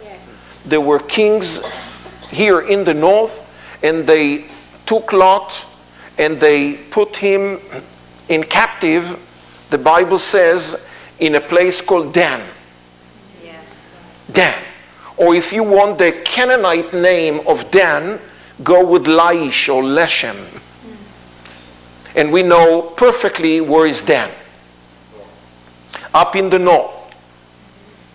Right here, the northern end of Israel. And we found the tell of Dan. And there are several big discoveries that Israeli archaeologists found in the ancient city of Dan, which was still built by the Canaanites, Israelites. And one of them is what we see in that picture. Now, who can visualize a gate in the picture?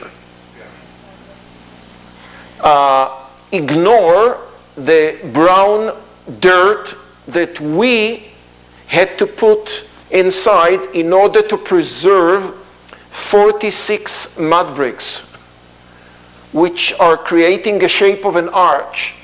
And I hope that you can see them. At that time, they were built from mud, not from stone. And when we found this arch 25 years ago, that's when it was discovered. Inside, we discovered a second one. And further in, we found a third one. So it's like an archway. My friends, this is the most well-preserved ancient archway in the whole world. It is 4,000 years old. How old is America? 4,000 years old. And when Abraham when he was told that his nephew was kidnapped and he is in that place, he took his servants and he went all the way up north and he saved Lot from captivity. And it won't be a mistake to say that through this gate Abraham entered to the city of Laish to take back his nephew. And today it's a national park, so the National Park authorities decided to call it Abraham's Gate. 4,000 years old. And this was found 25 years ago in that city called Dan. When Abraham died, he was buried in the same burial cave that he bought when he was still alive. And I'm talking about the cave called Marpela. And where is the cave of Marpela situated? In a city called Hebron. And Hebron is down in the Judea area here. So this building that you can see over there is a building that was built above the cave of Marpela. And who else is buried there? Isaac, Jacob, Sarah, Leah, and Rebekah. So it's known as the tomb of the patriarchs and the tomb of the matriarchs in the city of Hebron. The cave of Marpela. Another story in Genesis is the wrestling of whom? Jacob with the angel. Where did it happen? Where did it take place? What's the name of that creek? Jabbok. So the Jabbok is right here, coming down to the Jordan River. So that's the brook where Jacob wrestled with the angel. And ever since then, he will be known as Israel.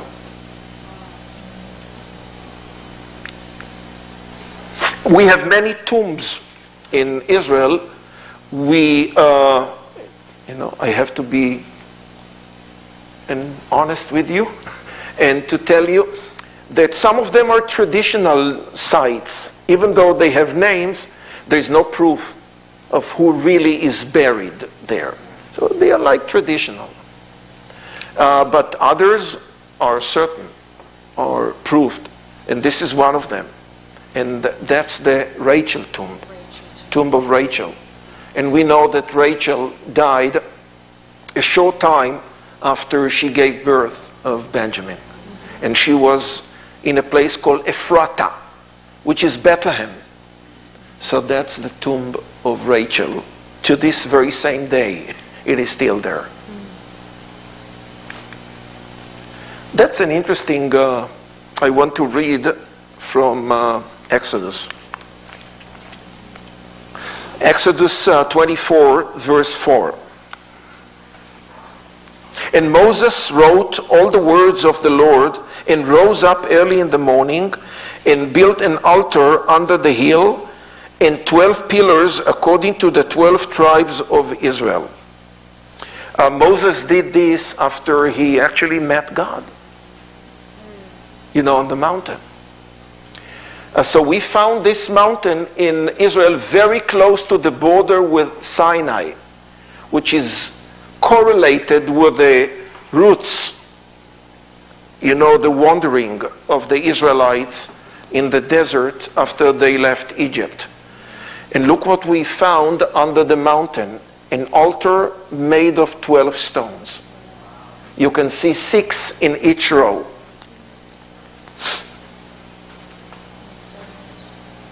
Nice place.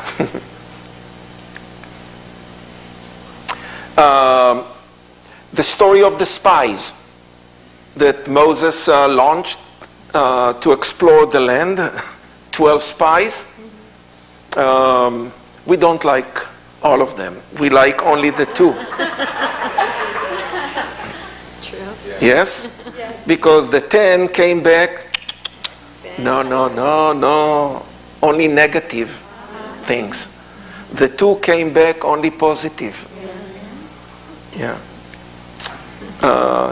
This is why we like the 2 that said, don't listen to them. It's a land full of milk and honey. Okay? So we know that the spies actually entered to explore the land from here when Moses was in Kadesh Barnea, and they took the route of Paran, the wilderness of Paran, and that's what you see over there.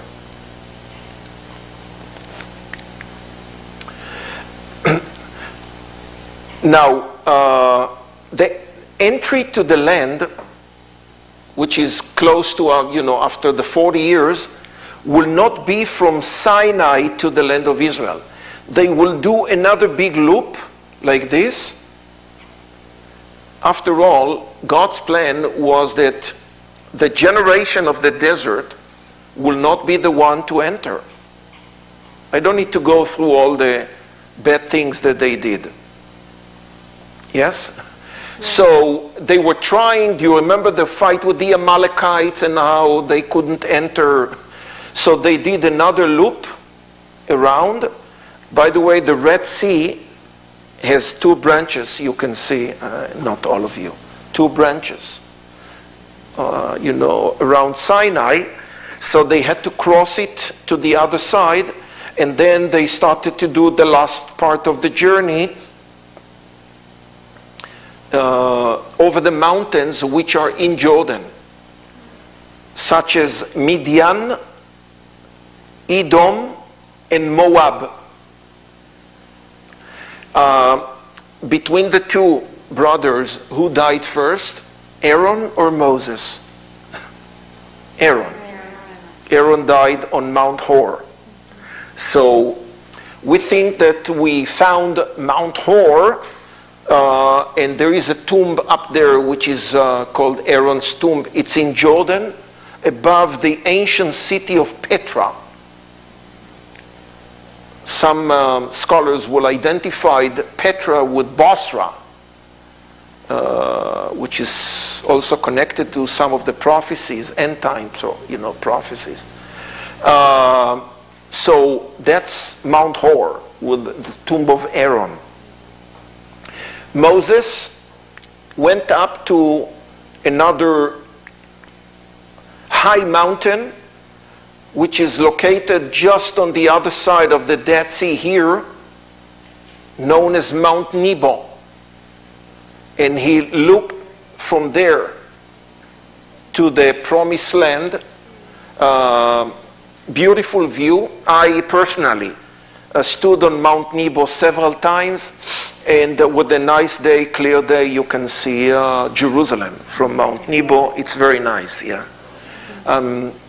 Well, I'm sure that Moses saw the greenery of Jericho and the Jordan River and all of that. He finished his job on Mount Nebo. He never came down, so we believe that he died up there. And then Joshua, the new leader, yes, is taking the new generation into the land. They had to cross a river. What's the name of the river? Jordan River. What did God do? He stopped the water in the Adam area from running down, and there was a big part of the river Jordan that became dry, and that's how they went and they crossed it. Now, when people think about the Jordan River, sometimes they are coming with the perception that they are going to see the Mississippi.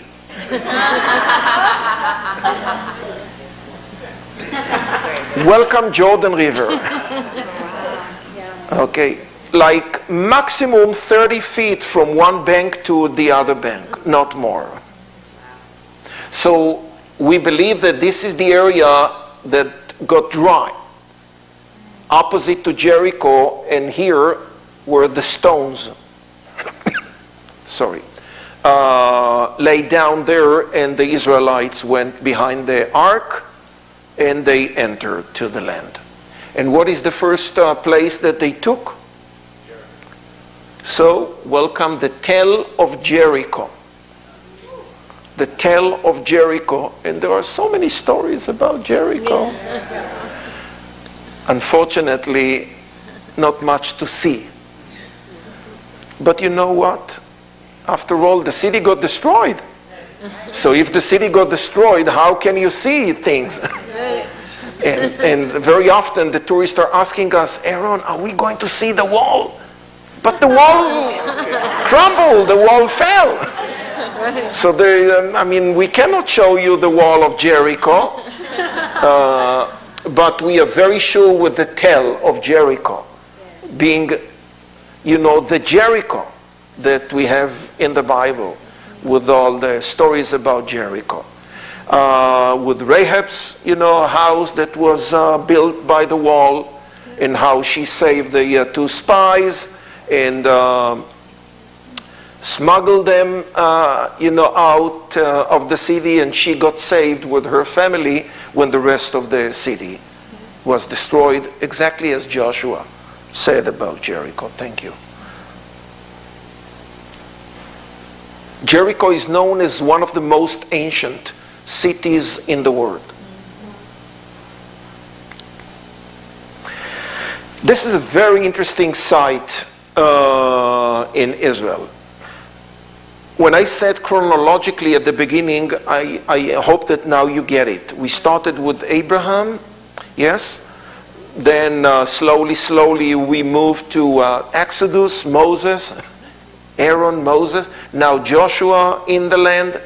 And one of the first places that they came, the Israelites, was Shiloh. a place called Shiloh, and that's the tell of Shiloh. You can see a lot of ruins that we found on the tell of Shiloh. Where is Shiloh? It will be north of Jerusalem. It will be between the land of Benjamin and the land of Ephraim. It will be more in Ephraim.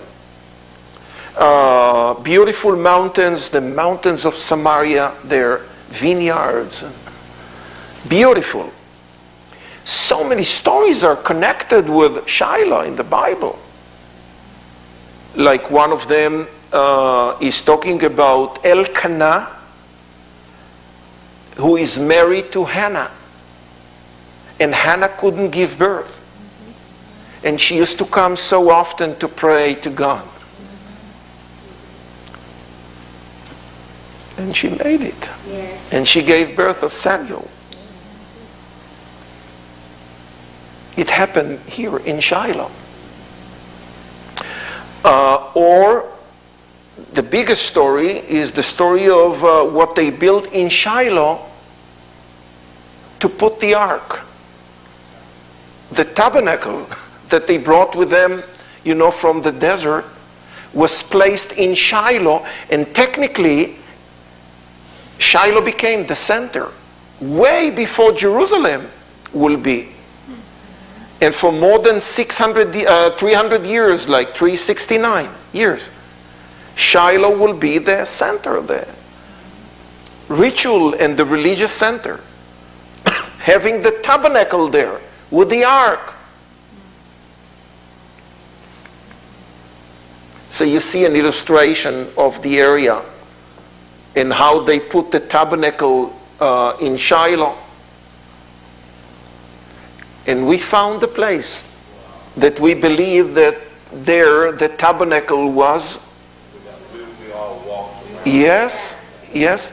And what happened to the ark? Who remember? What will happen to the ark? Not stolen.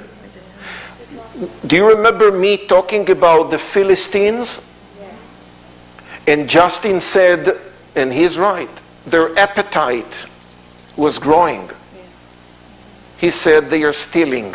He's right. They wanted to take the land from the Israelites. So they left the area of the coast and they went towards where Tel Aviv will, is. Tel Aviv is a modern city. Jaffa existed at that time. And they prepared themselves to fight with the Israelites. And it will be a bit later on in Samuel. We read how the Israelites were a bit desperate. And they thought if they will bring the ark to the battlefield, they will defeat the Philistines. And what happened eventually was that the ark fell in the hands of the Philistines.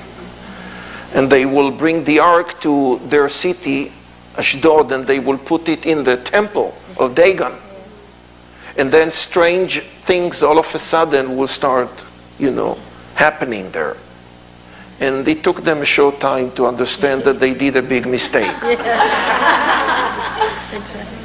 So they put the ark on car, driven by 2 cows toward Jerusalem. So the location of the ark was here in Shiloh. We left Joshua and we are now Judges. The book of Judges, 2 big stories. Number 4, the story of Deborah. And what did Deborah do when she realized that an army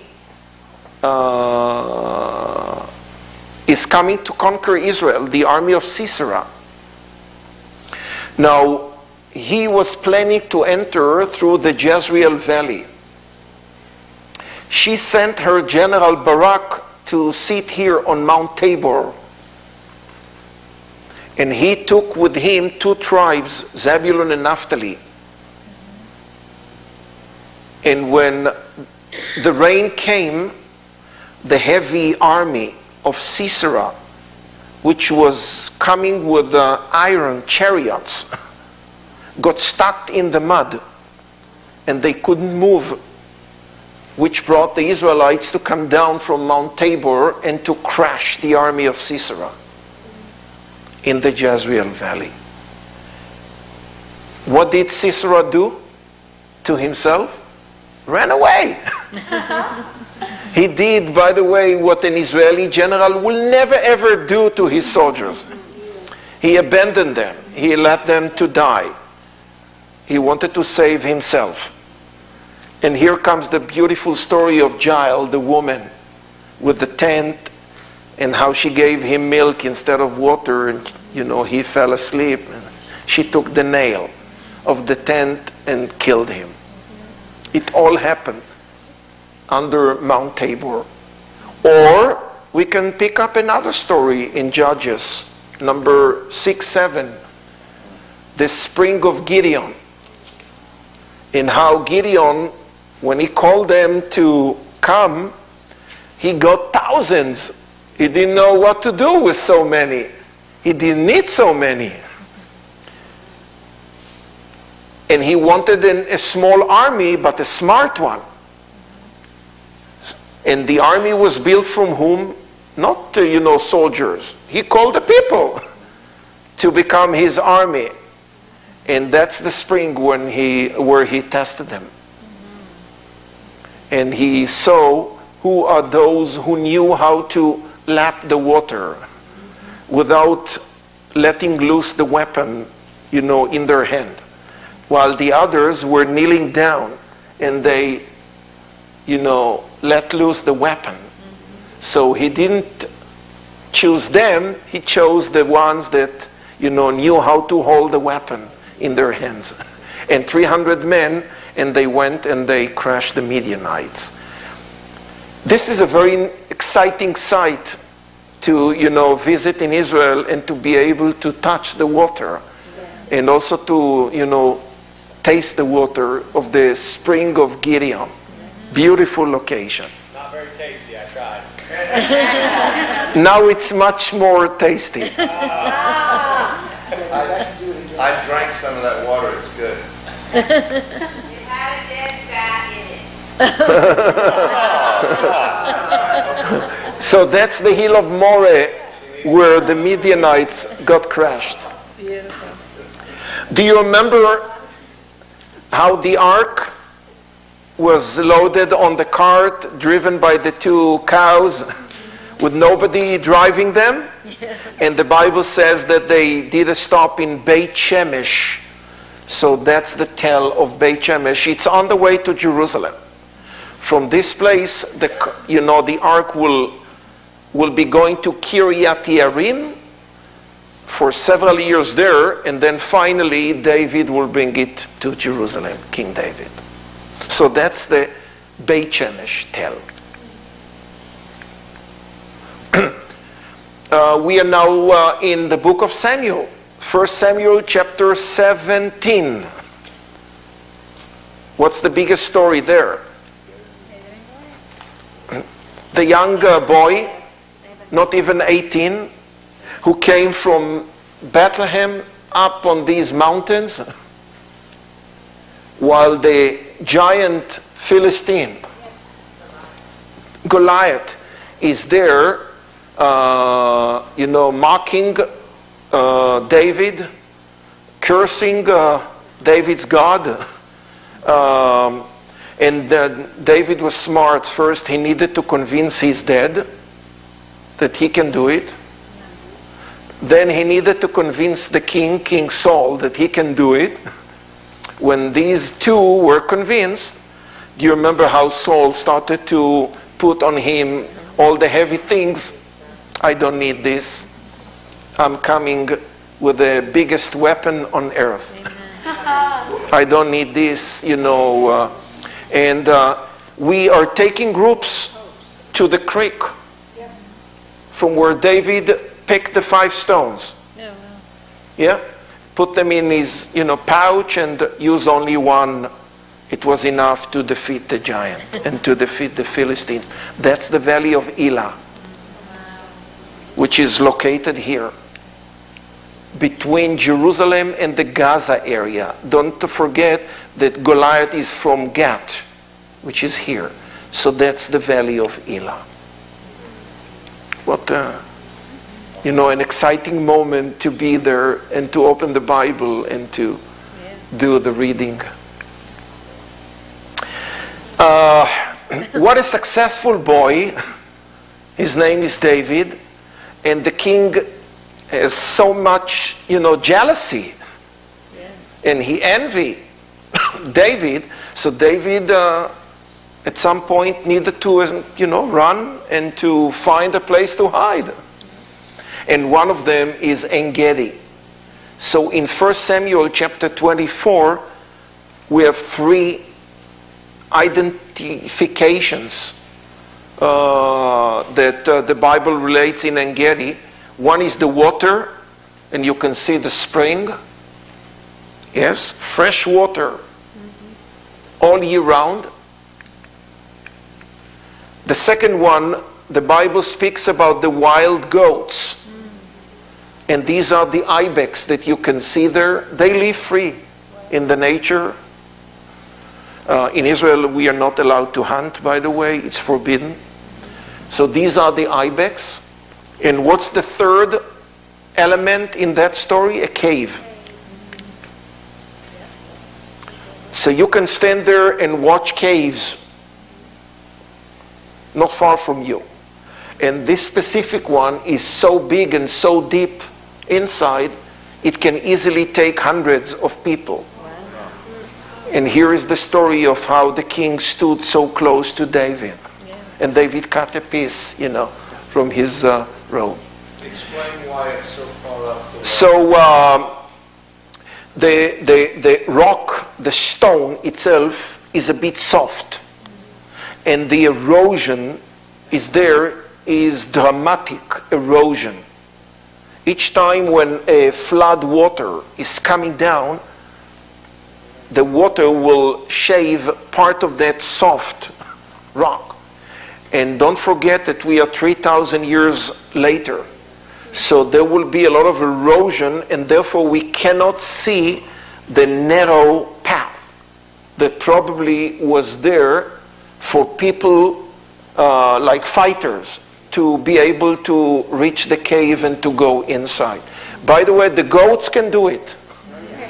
The wild goats, the ibex can do it. But that path was washed off with the water like the rest of the stone, so we were left only with a cave, but not the entrance.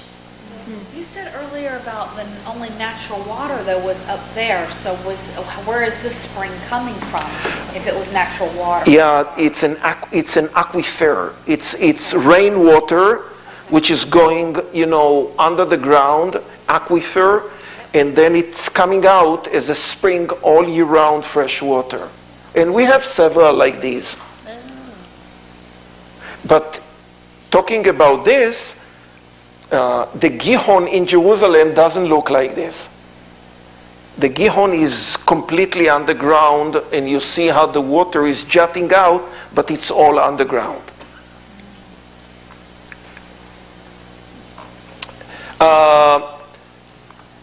First Samuel, the last chapter, 31, the death of King Saul on Mount Gilboa, which is here, when he understood that the Philistines are going to, take his land, and especially when he heard the sad news of how 3 of his sons died, Jonathan, Avinadav, and Malchishua. So he took his own life by falling on the sword on Mount Gilboa. And what did the Philistines do with the body of King Saul? They beheaded him, and they took the body and hanged the body on the walls of Beit She'an. And that's the tell of Beit She'an. And 3,000 years ago, on top of the tell was a wall, a city wall. And that's where the body of King Saul got hanged. Till the people from Gilead, Jabesh Gilead, came and moved the body to their land, and later on it will be taken to his tribe, land Benjamin. King Solomon is from the tribe of Benjamin. I mentioned in the previous presentation that I'm going to show you an illustration of Jerusalem under King David and Solomon. So when you are watching this, try to correlate this with the map that I did on the board. Do you remember? So what can we see here? Yeah, it can work a little bit. We can see the city of David built on a hill. We can see King David's palace. We can see the Kidron Valley. These guys are standing on Mount of Olives, by the way. And at some point, this is where the Gihon Spring is. They are going to build some fortifications above the water because it was outside the city wall. Can you see? That's the city wall of Jerusalem. So the water source is completely outside. And King Solomon expanded the city to the north, and on top of Mount Moriah, he built the first temple. So you have an idea that Jerusalem at that time was not a very large, a very big city.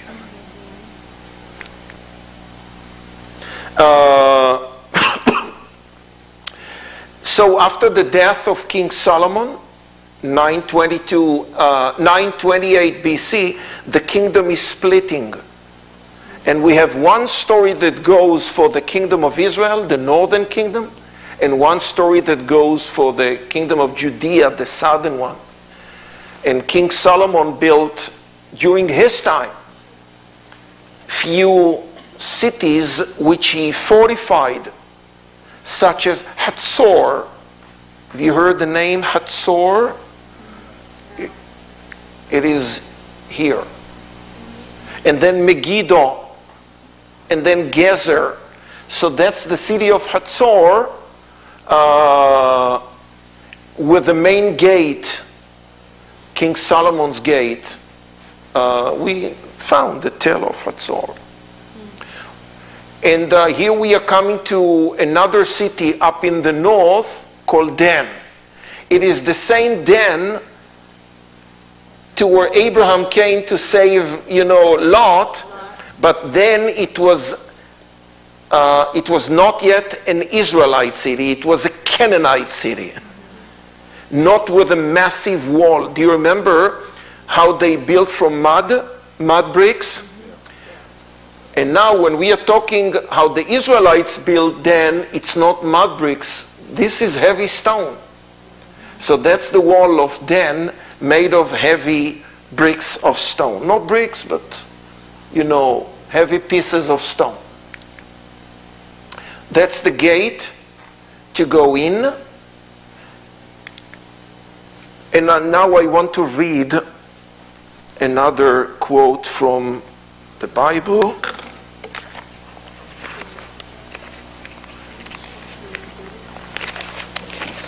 I'm reading from 1 Kings chapter 12, verses 28 through 30.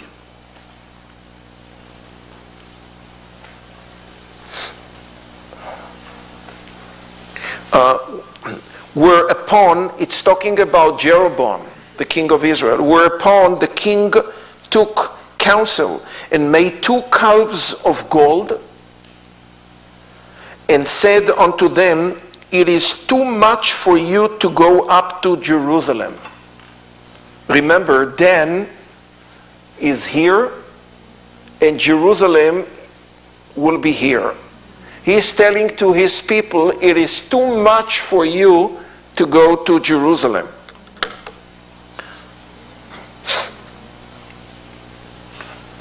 Behold thy gods, O Israel, which brought thee up out of the land of Egypt. And he set the one in Beit El, and the other one he in Dan.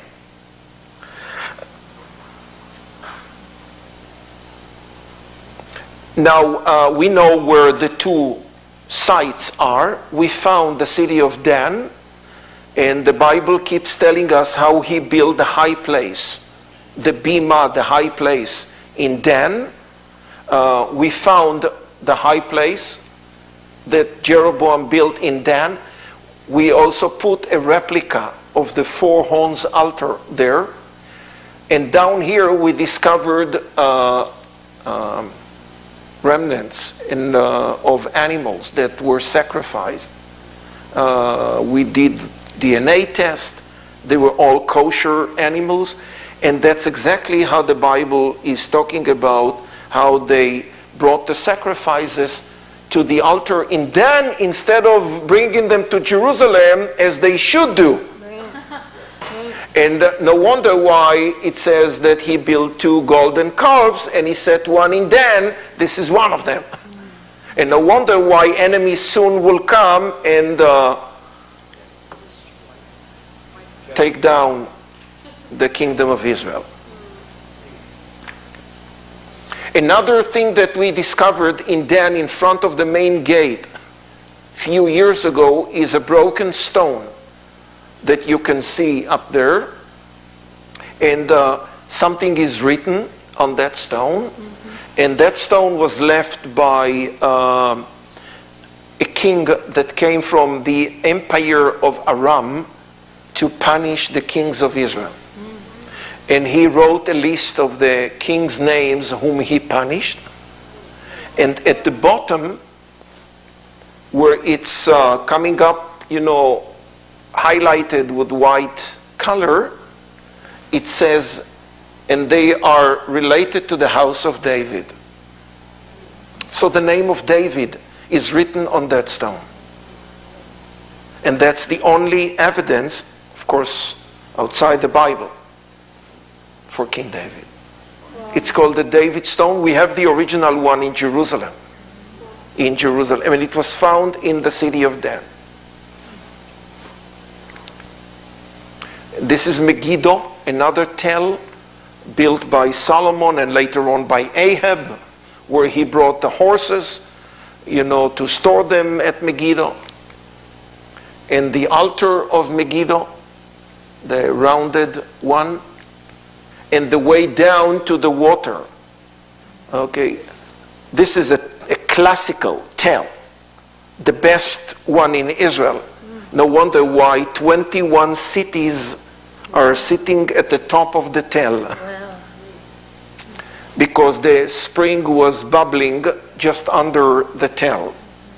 So when they realized that they cannot go around and enter the cave where they could pull the water out, because enemies are sitting around, they open a way from within the city to go down, and they reach the water. This is what we have. Sometimes people think that they are going to see the Niagara Falls. But that's a trickle, and this is how they had to carve the rock in order to reach the spring there at Megiddo. 1 Kings chapter 18. What a great story of Elijah on Mount Carmel. Yes? Yeah. And the story of the 450 prophets of Baal. And how an altar was built, and finally, of course, they realized who is the true God.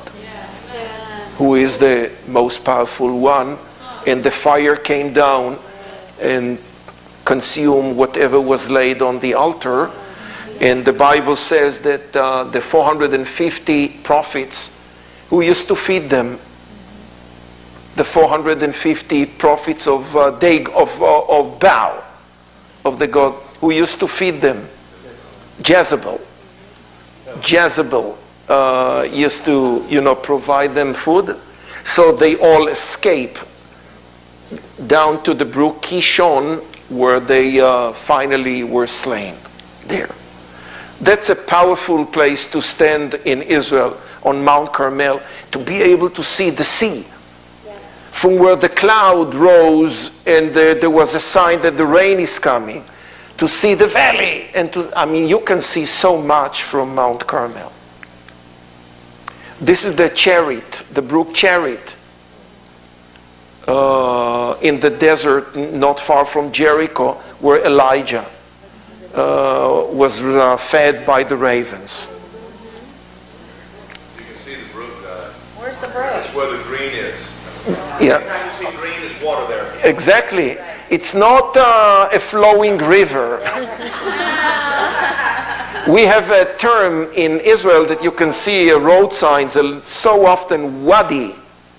Wadi is almost a brook, but it's a dry riverbed. Wadi. So Israel fell, and this is one of the cities protecting Jerusalem around, called Lachish. Lachish. It is right here. And Lachish was attacked by the Assyrians.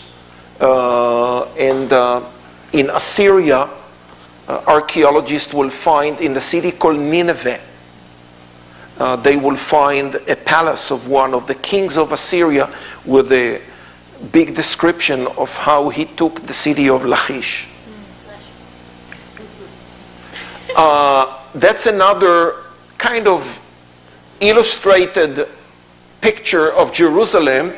And what we see here is, again, the city of David up to where Solomon built the temple, but the extension west. Do you remember the map? They were blocked with the valley. Look, the Kidron. They were blocked with the Hinnom. The only option for Jerusalem to grow will be west and then north. So this is the wall that Hezekiah built in Jerusalem. What's this? The spring. Of course, now you know. Now you know. Excuse me. So you can see perfectly here how the black broken line is the wall of the city, and how the spring itself is outside the city wall, and the tunnel that was built to shift the water, to transfer, to send. By the way, the word is to send. The water was sent. Siloam is coming from the word shiloach, which means to send. The water was sent from the spring to the pool. I told you how people are walking through the tunnel with their feet in the water.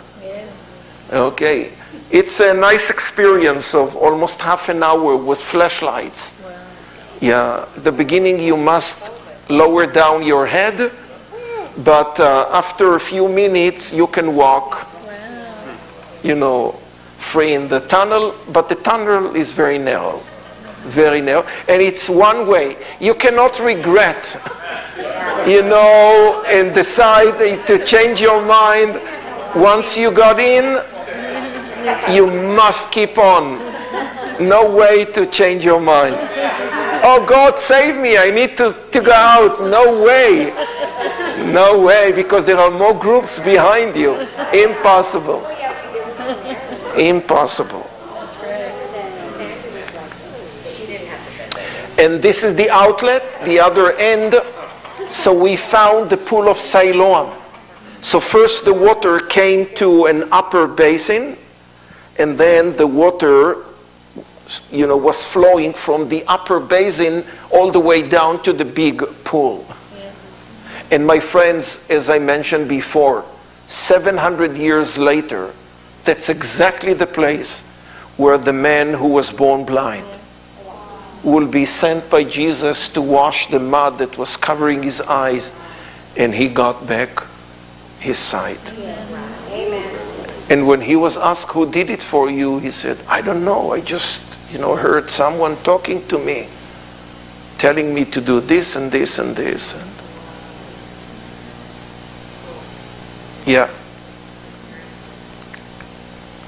And that's the inscription that was found in the tunnel. I told you, how do we know, how they made the tunnel? This was found. This is not the original. Unfortunately, the original one was stolen. Yeah, by the Turks. And they have it. It's in the Turkish Museum in Istanbul. So that's a replica. We'll go get it back. It belongs to us. Yeah. By the way, if you know a little bit the global history of the Middle East, don't be surprised. Because it was so common at that time in the 19th century when sites got discovered, everybody took. The British took, the French took, the Germans took. If you go and visit the Louvre or the British Museum, you're going to see a lot of stuff taken from Egypt there, including the Rosetta stone, and which is how they knew how to read the hieroglyphs. So,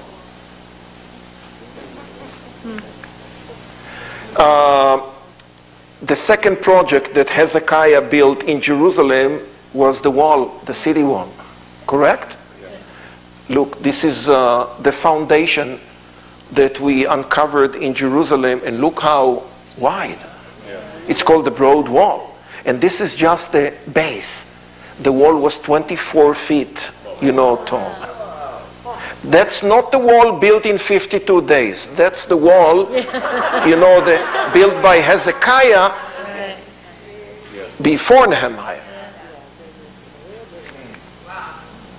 Well, when people are dying in Jerusalem, they are buried in caves, burial caves. The burial caves, most of them are located in the valleys, Kidron and Hinnom, but outside, not inside.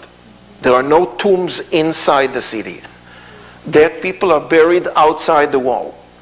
And we found lots of burial caves. And when I have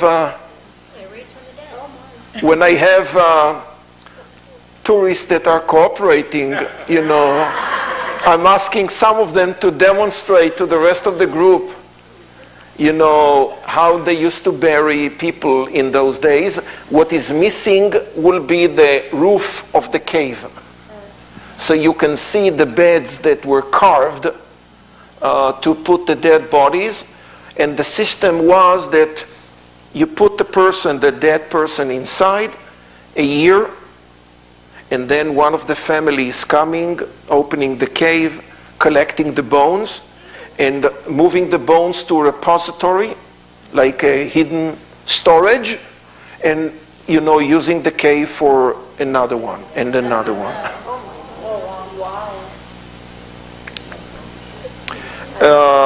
This is an area which is right here, where one of the latest kings of Judea was defeated by the Egyptians. And I'm talking about King Josiah in the year 609 BC. So slowly, the end is coming. And from 609, it's a short time to 586 BC. 2 Kings chapter 25. And in the 5th month, on the 7th day of the month, which is the 19th year of King Nebuchadnezzar, king of Babylon, came Nebuzaradan, captain of the guard, a servant of the king of Babylon, unto Jerusalem, and he burned the house of the Lord, and the king's house, and all the houses of Jerusalem, and every great man's house burned he with fire. And the first temple got destroyed, the one that King Solomon built in Jerusalem, and the city will be empty, and most of the Jewish people will be taken to exile by Nebuchadnezzar, and exile for them is Babylon, 650 miles away from Jerusalem.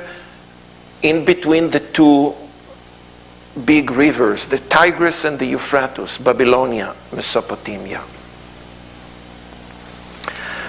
Thank you very much.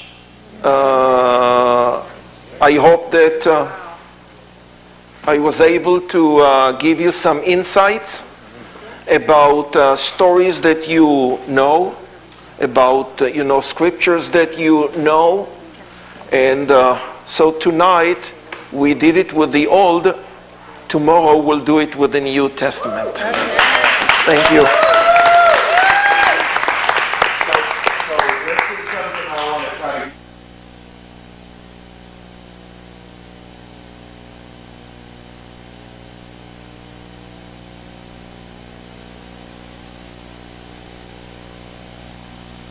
That's one of the reasons I wanted him to show you.